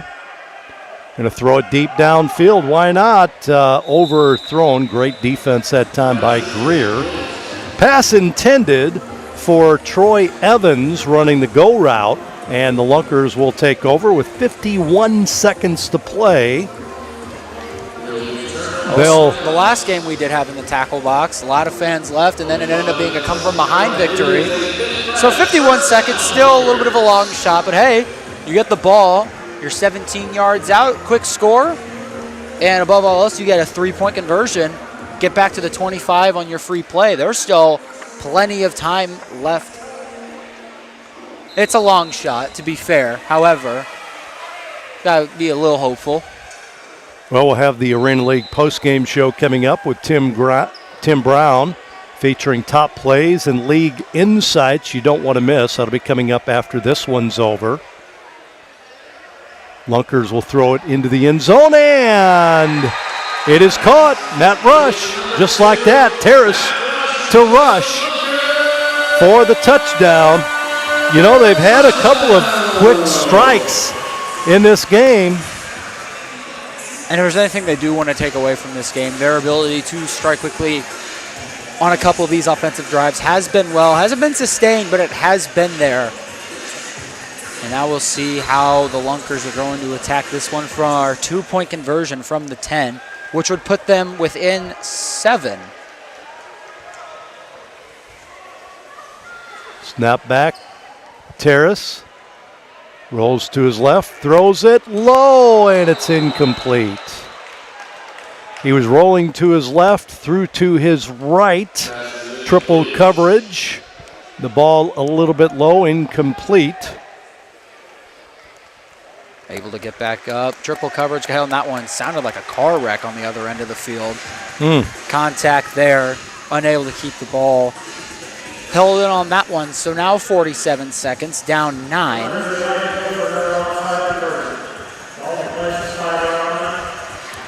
Well. And now some late game rules maybe coming into play here. Again, if you saw it once earlier, they do get their free play, and they have to get 20 yards to the 25. We're only a yard short last time. Onside conversions. If a team is trailing in the second half, they may elect to attempt an onside conversion. The team will have one unlimited down with only the play clock moving, so won't lose time from the actual play clock from their own 5-yard line, and a 4th and 20. This is it right here. The team fails to convert. It's a turnover. So they got to get to midfield at least to make this successful. So this is a flag on the play. Onside. Again, they call this onside conversion. 4th and 20 scenario. If they fail to convert, the other team takes possession at the spot as a result of the play. So the Lunkers have to get to midfield here. And again, they trail by 9. 47 seconds to play. One of the new rules, that's why I carry this rule book with me everywhere I go. I knew that was part of the arsenal. You have one untimed play in the second half you can use. They did that earlier. Now they have the onside conversion, which I remember last year they did this and it was successful, and it ended up being a big play for the Lunkers and a come-from-behind win. Again, seeing what they're talking over, there was a flag thrown. Now players listening in, seeing what the call is, and Delay a game, half the distance. So they still got to get to midfield or the 25. Terrace in the I'd send end pressure zone. here. They got some speedsters on the outside. Terrace being rushed. He's going to throw it short. He had the pressure coming. Went with a little cross defensively. Coming at Terrace on the play was Taylor Hunt quickly, and he had to get rid of that ball very quickly. Again, you can't throw it too high. Ideally, what you'd want to do when a guy's coming at you like that, throw it up in the air, give it some air. But you throw it up too high, downfield, and you're going to hit the ceiling. So now the Wise Guys get it here with 47 seconds to play, and they can take a knee, and that'd be about it. Yep, and on a play like that especially, I mean, that much pressure coming in, you got two guys running downfield on two corners. You're better off just chucking that ball up in the air and hoping for the best. No one had their head turned on that one, falls to the ground, and probably just going to be a knee. Might even try and, if you're this close, they may even try and score. He will go down to a knee, and see if they blow the whistle one more time. They'll slowly walk it up, put the ball there. The clock continues to tick. Remember, there's a 20-second play clock, which has already started, so they will probably be the last play right here, and he'll take another knee, and the final score will be 57-48. We will have the Arena League post-game show coming up with Tim Brown. There's your knee. Hey, fans, open the Fan Club app now to see if you made the fan highlight reel. Check your points and claim your rewards. Coming up next, we have the post-game show for Ryan Swanson, Tom Ladd. Wise Guys win it on the road over the Lunkers, 57-48. Till next.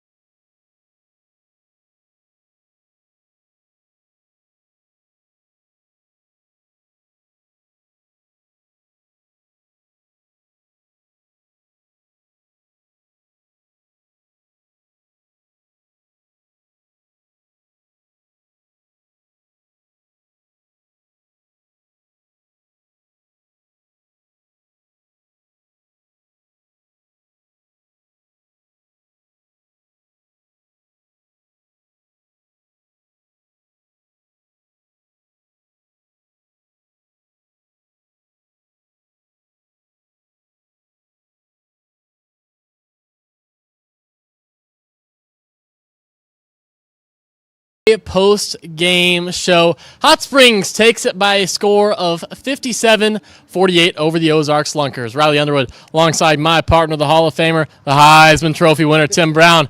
And a big part of that win for Hot Springs was the quarterback play, Jordan Ambrose. He had 9 total scores. That's right, 9 scores, 1 short of double digits, 6 through the air and 3 on the ground. They just could not stop that man, Jordan Ambrose, tonight. No, look, he was a beast out there. I mean, everything that he wanted to do, he was able to get done, and it was just the opposite for the Lunkers. They had a very difficult time offensively, trying to run the offense they want to run, and when that happens, you're going to get beat, and that's what happened to them tonight, unfortunately, at home.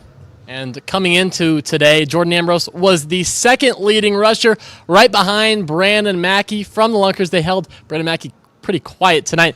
But a receiver that shined for the Wise Guys in the victory was Aaron Dilworth. He came into the day, 98 receiving yards, 5 touchdowns. Today, he had 4 touchdowns. So he almost matched his season total on the day. He was running streak routes. He was running slants, fades. It didn't matter. They weren't stopping him. It was the Jordan Ambrose to Aaron Dilworth connection all day today. Well, he told me he's going to show up for me tonight, so maybe I was a little inspiration for him. But look, man, this kid plays the game hard. He, like I said earlier, he doesn't want to catch the ball right here. He wants the ball all over his head, and he made a couple of incredible catches tonight, and looked very good. Looked very good out there tonight. Could have even had a couple more highlights if those penalties didn't call it back. Would have added on a couple more numbers. Would have given Jordan Ambrose that elusive double-digit touchdown as well.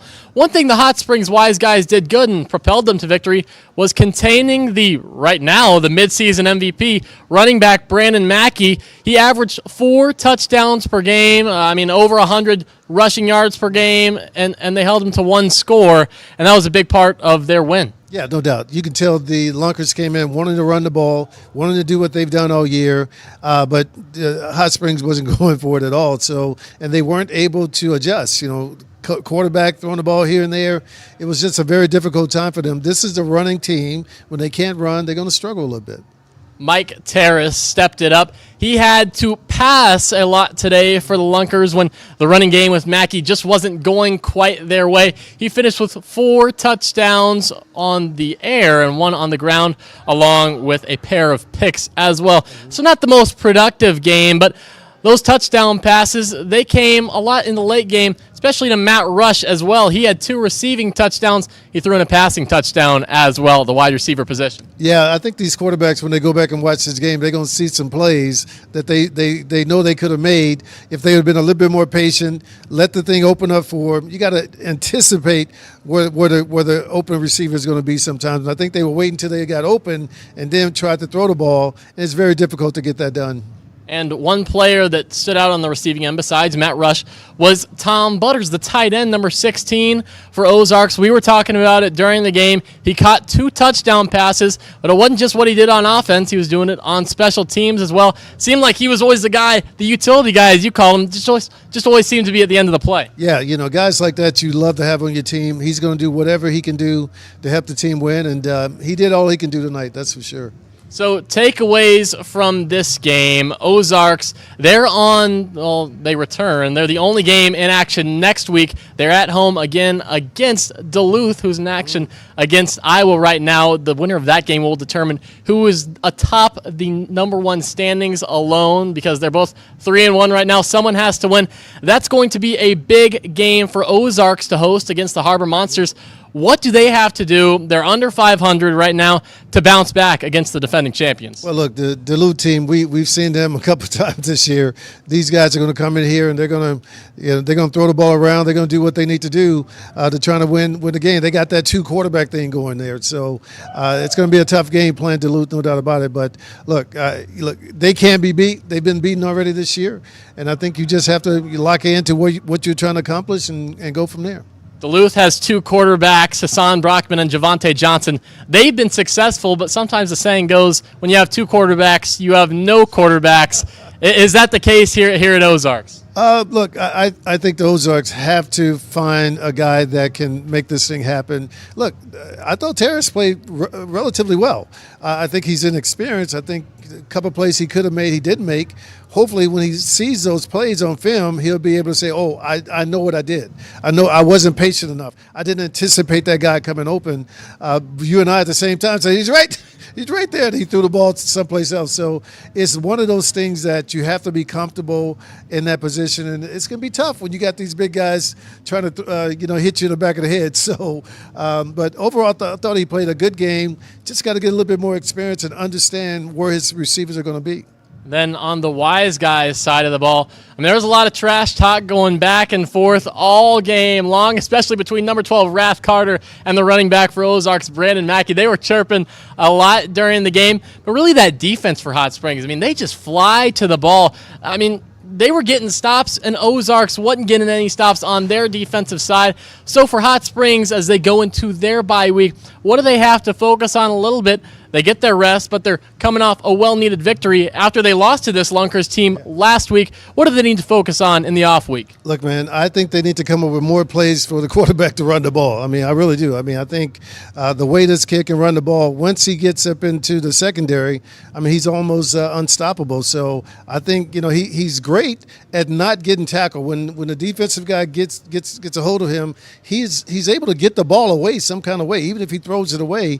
And most of the time he's making positive plays. So I just think, they need rest him up, make sure he's ready a couple of weeks from now, and let's go back to work, because this kid is playing great football. Jordan Ambrose, definitely the player of the game in this one, taking the win against Ozarks, 57-48. Hot Springs pulled away late to take the win on the road against the Lunkers. Thank you for tuning in to the Arena Game Day post-game show. For Riley Underwood, for my partner Tim Brown, thank you for joining us. Have a blessed night.